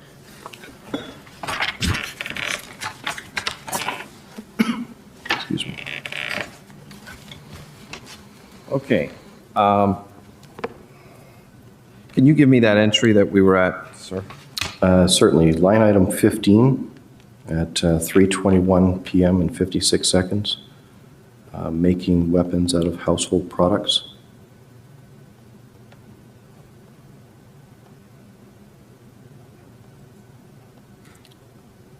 (3:21, 15, and 16 seconds, correct? Yes, sir. Okay. After that, you have on entry 8401, blogger.com. Is that correct? 8407?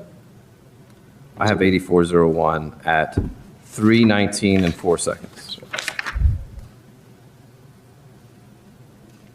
I might believe that we are referencing two different reports. I'm not sure. Okay.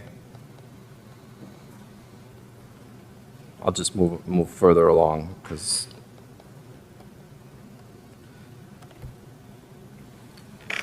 Excuse me.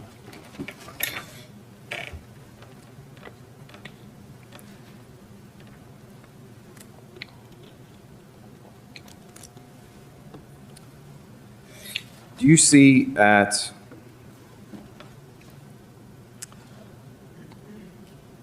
(3:23 and 8 seconds, themorningnews.org?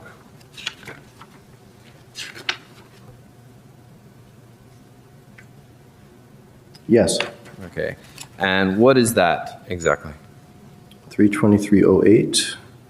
The URL states themorningnews.org/archives/opinions/Kevin Fanning's Home Security Basics.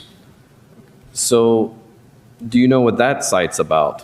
I have other no- than home security basics I have no by idea. Kevin Fanning. No, sir. Okay, you didn't take a look at that. That is correct. And then the next one is, It starts with blogger.com. correct.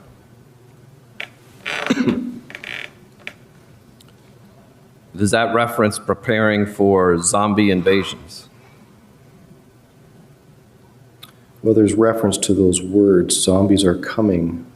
It's a very long URL. Hope you don't want me to read. And nobody told you zombies had anything to do with this case? No, sir. Okay. Now, all of these searches and all of this activity appears to be surfing rather quickly through the web. Wouldn't you agree? Well, again, it depends specifically on the type of URL and the syntax of the URL as far as what's taking place. There's what you see in front of you taking place, and there's stuff that happens in the background. In order to attempt to compare these results and speak to this with some sense as to what's happening when and how, I might try to duplicate this step through. Unfortunately, being almost 3 years later, I doubt we'd have much success. But I couldn't assume that the one regarding morning news is, if I could repeat that, the morning news may very well be something that the user accessed, and the similar timestamp could be something that was made available on the website as a clickable option based on a cookie. Given the unique syntax of this, I don't know the defendant, but I couldn't know if that was selected or not. It could be something that was auto-inserted. And I base that answer on the fact that the two timestamps and the one following it are identical, as well as the one that follows that. So what you're saying is basically there's only limited things you can tell from this information. Exactly. Okay. Now, if you go to 3, 25, and 37 seconds.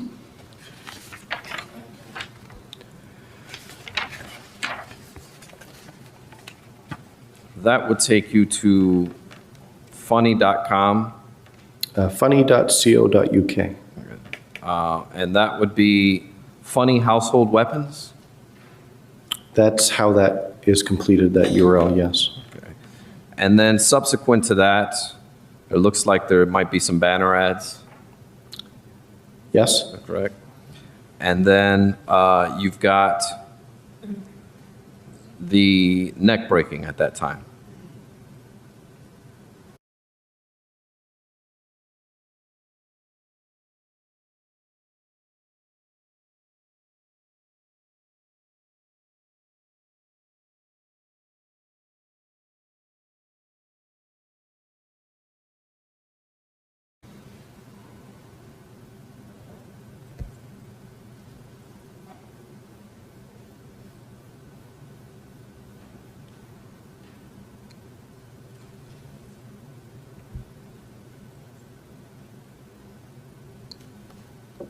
One minute and 54 seconds.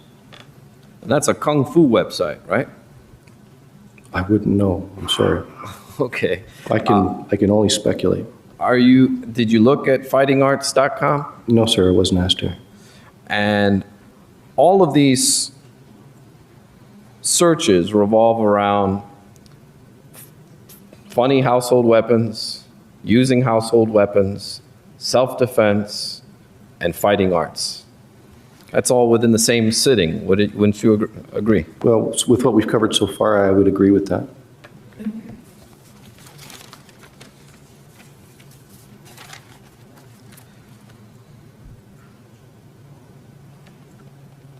And then after that, you have the word shovel, correct?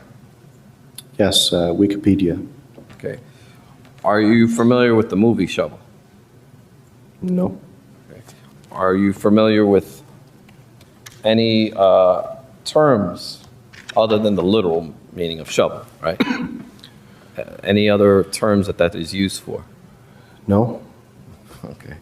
Now, when showing and when talking about all of these, you were hired in 2009? I was not hired. You were consulted in 2009. Yes? And that was only a few months after this case came about, correct? Apparently so. Yeah, well, excuse me. I can tie it up. Overrule at this time. A lot of these websites would have still been active at the time, so you could actually go to the links and give a clearer understanding to the jury exactly what's on these websites, right?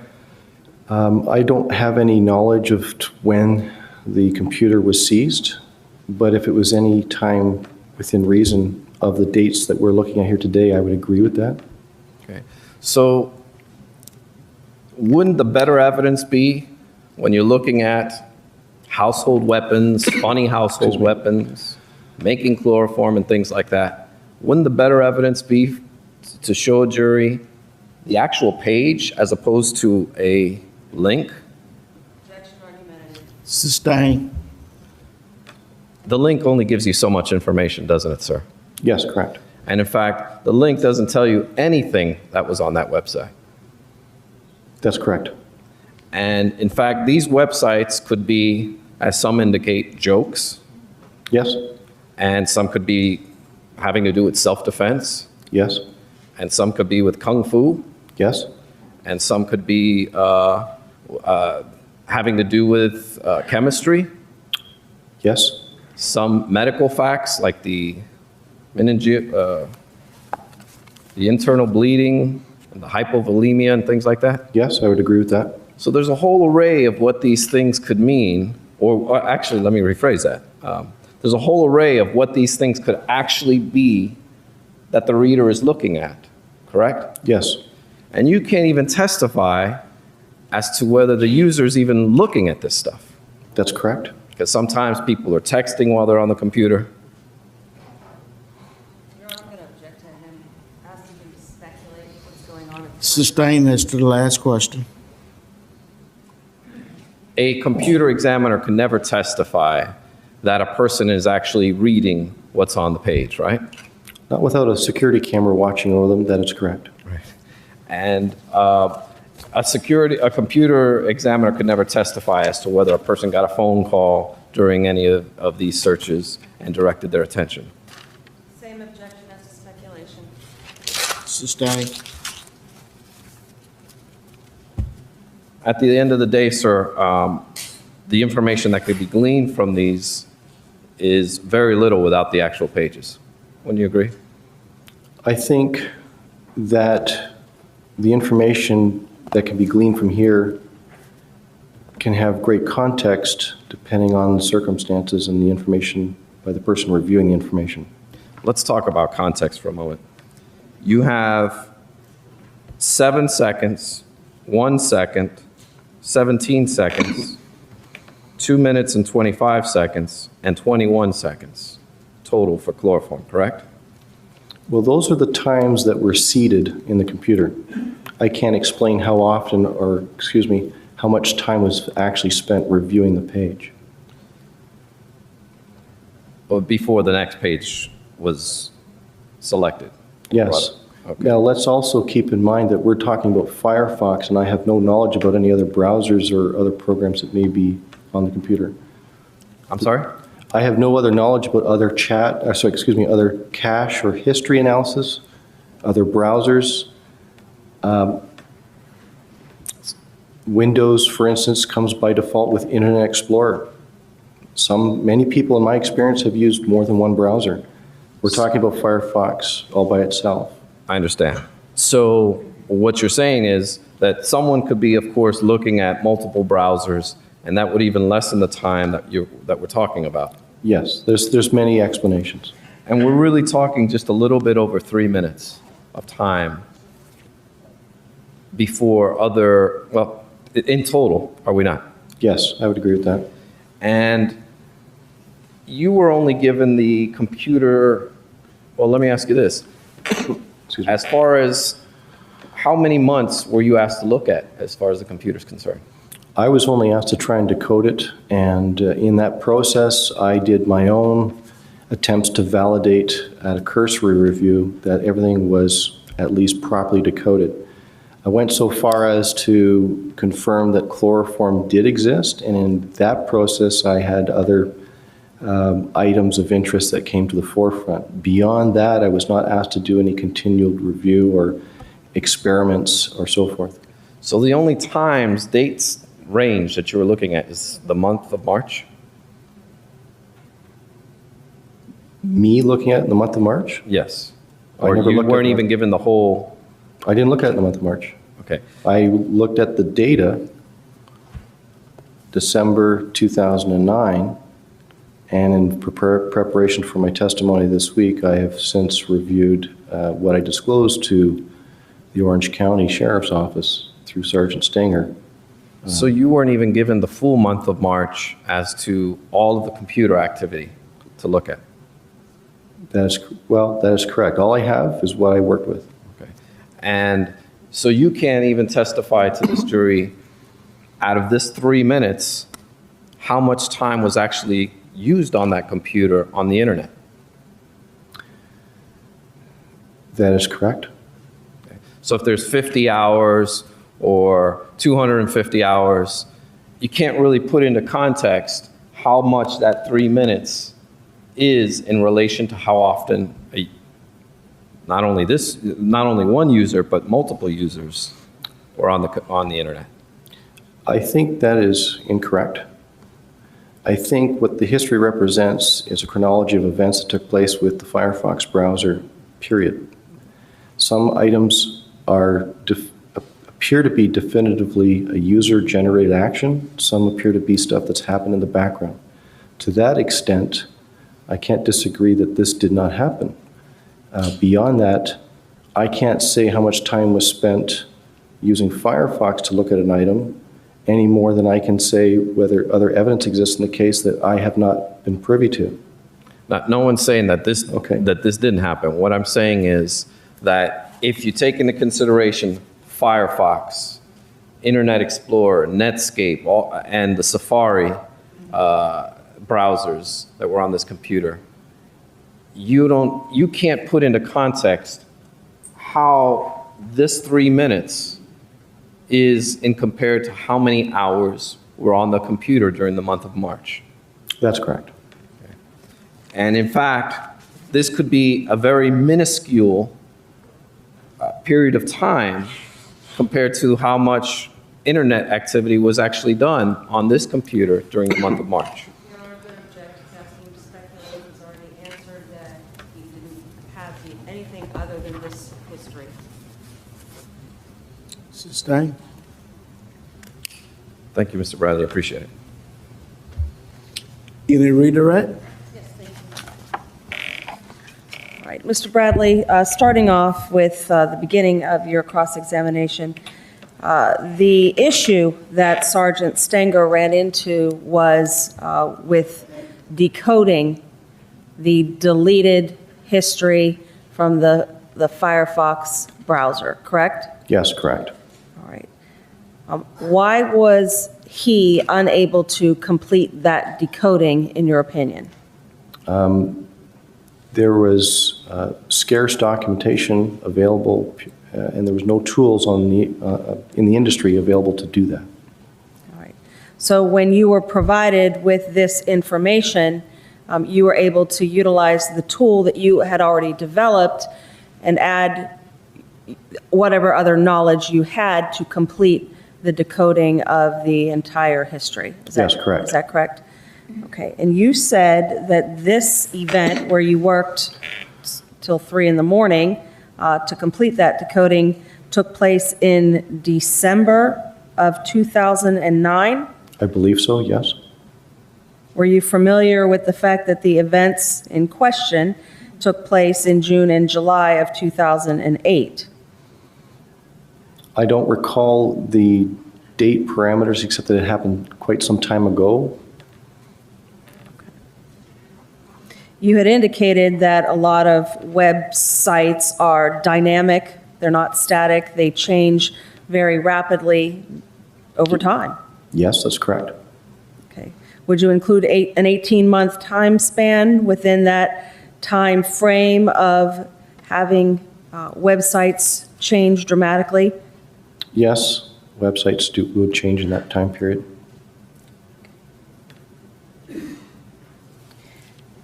Now, when Mr. Baez was going through the amount of time spent at each site, 7 seconds may be all it takes to type the word chloroform into the Google search engine. Well, yes, that's possible, but I think in the context of Mr. Baez's suggestion, the search had already been committed and the results were 7 seconds later. Okay. So you type in the word, you hit search, and then it returns a result within a certain brief period of time. Yes, correct. Okay. And you have options, do you not, whenever you put a search term into Google? Yes, Okay, and then the user selects options based on what Google returns. that's correct. Would it be fair to characterize this block of history, of internet history, as surfing the web for information about weapons and chloroform, how to make chloroform, those types of things? Yes, And when someone types in to a search engine how to make chloroform, maybe they're trying to figure out how to make chloroform. Objection, Judge. Calls for speculation and leading. Sustain. excuse me.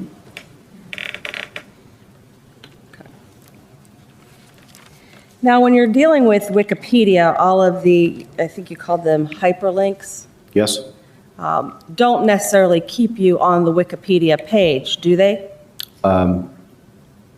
they tend to, but not always. Okay. Can it redirect you to another page if you click on a link and Wikipedia might not have that information, but another website might have it? Yes, absolutely. And certainly you cannot tell from the internet history that you examined whether or not items were printed off of the internet for later review. That's correct.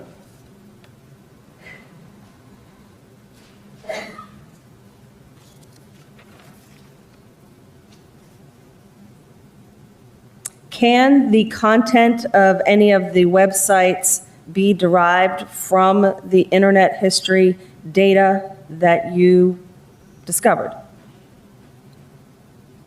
Can you rephrase or repeat the question, please?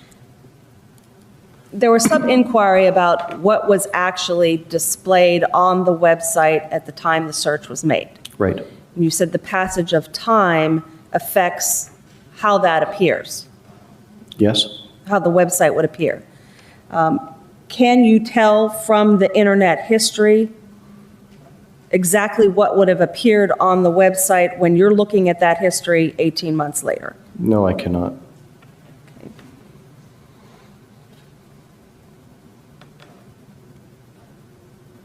Were you asked only to review this deleted history to decode it Yes, and to tell us, and ultimately the jury, what searches were performed for a particular time frame? yes, but I wasn't given any time parameters. I was just simply instructed to decode the entire file with some emphasis on a particular keyword. The searches on 321 as a whole, from the first one that you mentioned to the last one that we talked about dealing with weapons and things like that, that whole time frame encompassed an hour, correct? I believe so. And if I may have the first page of Excuse me. the report from 321.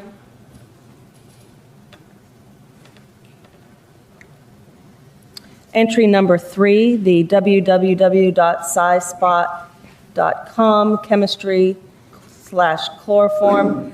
How many times was that site visited? According to the history, 84 times. Thank you, that's all I have, Your Honor. Brief cross as to those issues and those issues alone.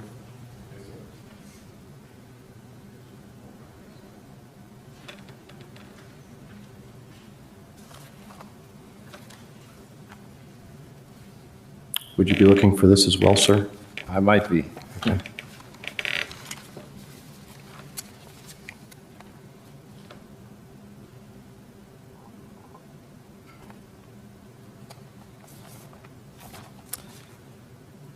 May I approach the witness, Your Honor? You may. Excuse me. I'd like to show you your, actually, is that that's a copy of a report you submitted in this case, sir?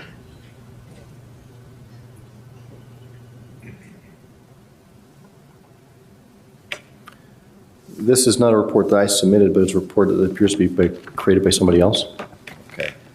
And the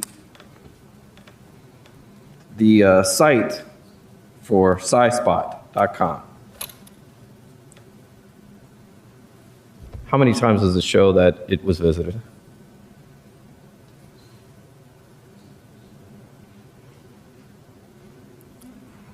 Could you assist me, please, in locating this? Your Honor, I'm going to object if he's asking him to testify off of somebody else's report.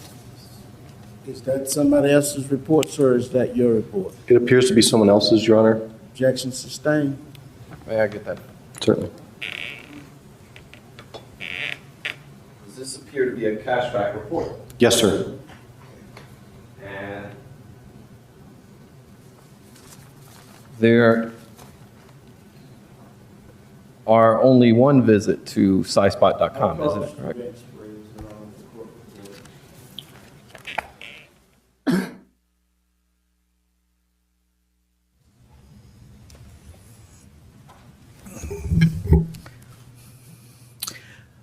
Okay, ladies and gentlemen of the jury, the time is now approximately 7 minutes before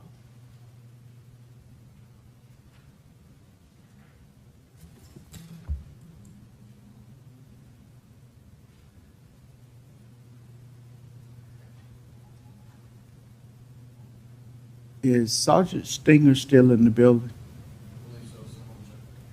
He's needed in Judge LeBlanc's courtroom.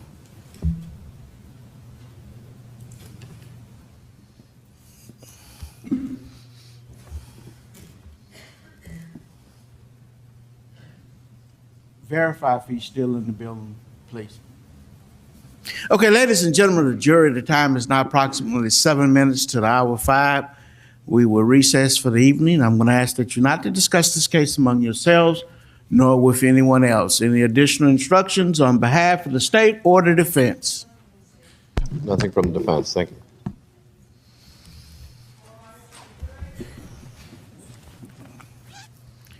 You may begin your recross. May it please the court, Mr. Verdict.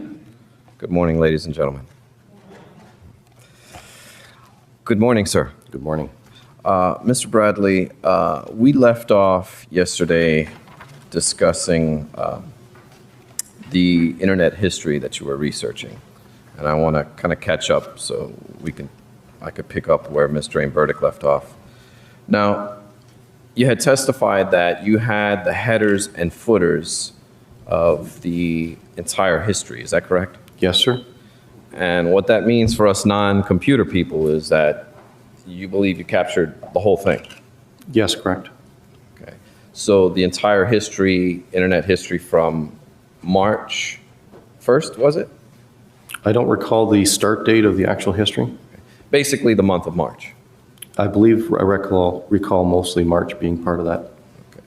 And you were asked to do this because Orange County had run a net analysis. Objection outside the scope. Redirect. I don't believe it's outside the scope, Judge. Overrule at this point. Orange County had run a net analysis on that. That's a different software, right? Yes, and my understanding is that it was not able to parse the file. Okay. And your software that you developed is a competing software to that one, right? In so far as the history component is, that could be perceived as the case, yes. And were you given the 8,877 files in individual internet history records from the net analysis?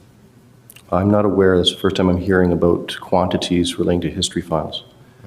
But you were given, I'm sorry, I didn't mean to cut I you was off. only provided one file, which was the deleted Firefox 2 history. Okay. And you were only able to find 8,557. Is that correct? If that's the number you have, I'm not going to disagree with it. Okay. Do you have your report? I want to make sure we're all accurate. I do not have a report here with me. Okay. If I showed you a copy of your report, would that help you refresh your recollection? I believe so. Is it May I- authored by me? May I approach the witness, Your Honor?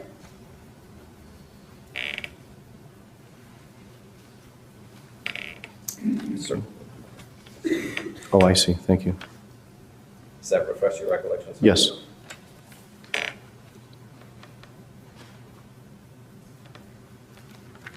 Now, yesterday, when you mentioned the 84 visits to the sidespot.com, you don't have 84 URLs in your internet history, do you, sir? that's correct. So what you only have are the two that was mentioned in your printout, The two, the two sidespot.com. I'm confused as to which report you're referring to. Your internet the report admitted into evidence. We were looking at two reports yesterday, so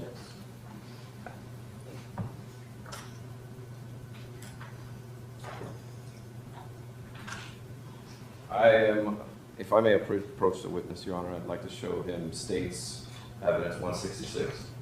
You may. I'm showing you, sir, the report for March 21st. first, and this report was created by someone else on June 3rd. I agree that it is a report by my software, but I did not create that report. So you didn't perform this report at all? That's correct. And you can't make any representations as to the validity of a report that you did not prepare? That would be correct. I can only speak to so far as what the format appears. I recognize the report format. And as far as what you saw in this internet history, all that you have testified to, or all that you can testify to, are the actual URL links that you have viewed as a result of the work you did, That's correct. which do not include 84 hits to the side spot for chloroform,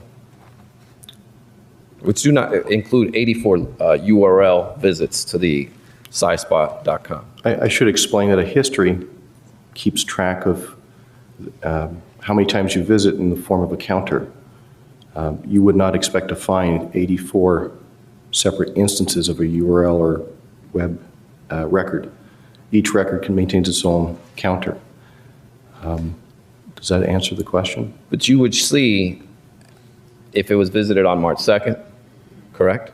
It only maintains the last visited timestamp. So there could be a number of times a particular website was visited, and it only maintains the last time it was visited and increments the counter for each time it's visited. And each time the page refreshes, That is correct. it would bring up, it would hit again, correct? Yes, correct. And you don't know how often this page refreshes itself, do you, sir? I could speculate. Now, we don't want you to speculate, sir. You can't testify to that, can you, sir? That's correct. And that would, of course, depend on the page itself and what is set up by the website, correct? That is correct. Now,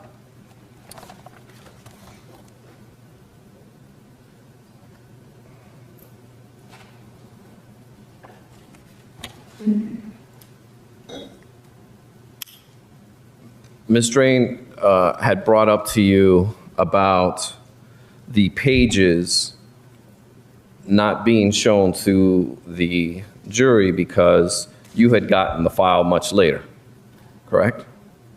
When you refer to files, can you clarify? The internet history files, you were brought in 9 months later. Yes, insofar as what they represented, that's correct. But you're aware that Ms. Anthony voluntarily gave her computer on July 16, 2008, are you not, sir? Outside the scope of direct and Sustained. irrelevant. Judge, I don't believe it's outside the scope. It was brought up Sustained. completely. Now, there are no other internet searches that have anything to do with chloroform in April 2008, May 2008, June 2008, or July Scope of 2008. direct, redirect.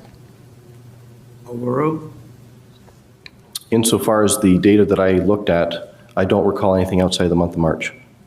Okay. So all of those months, there's not a thing having to do with chloroform. Correct. And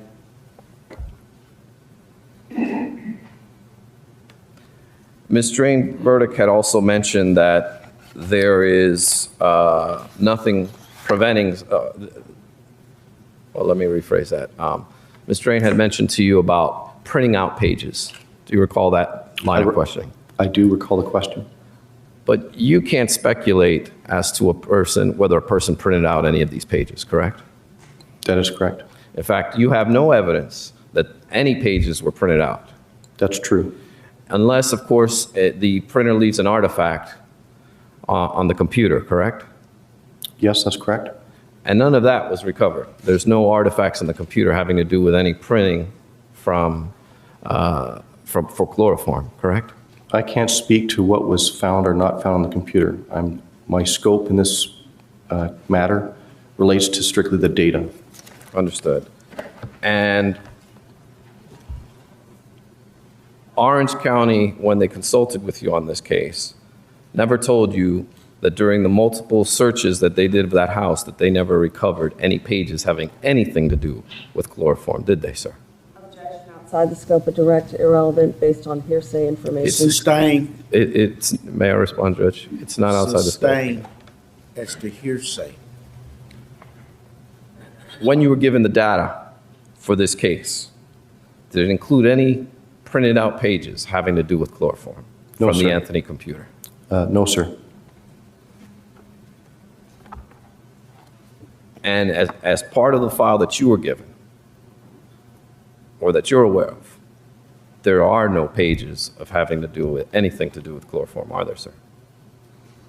Well, this is a history file, so I wouldn't expect something tangible to relate to data. In this case here, I only had a historical record of what transpired. I'm referring to any materials given to you by law enforcement. That's correct. I had no other information but the data file. Okay. Thank you very much, sir.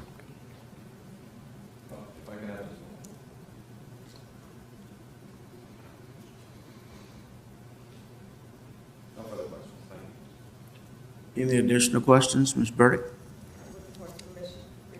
You may.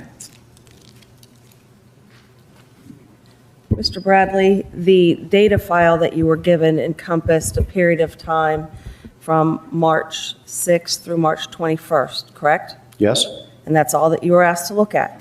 that is correct. Okay.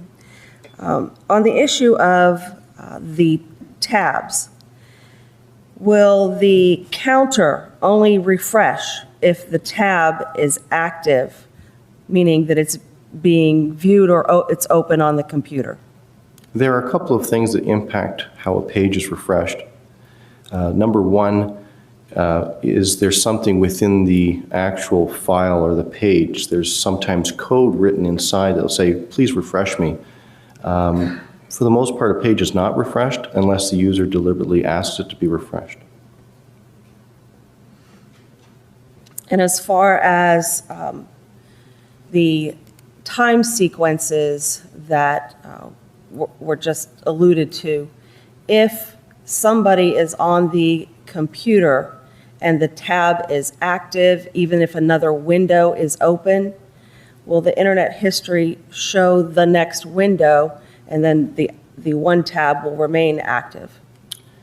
Yes, that's correct. You can visit a page on the internet on one tab, and if you select a hyperlink or an option on that page, in Firefox 2, it will default to a new tab while keeping the other tab open until such time that it is actually closed. All right. So any succession on the internet history does not necessarily mean that the first tab was closed and a new tab opened. That is correct. Thank you. As long as it deals with those areas, tabs. The site that we're talking about is a blog, is it not, sir? I don't know what site we're talking about. The one that Ms. Jane Burdick had just mentioned about the size spot. Don't object outside the scope of the governance. Redirect. I don't believe so, Judge. Sustained. Anyone can write a blog, can't they, sir? Objection. Sustained. No further questions.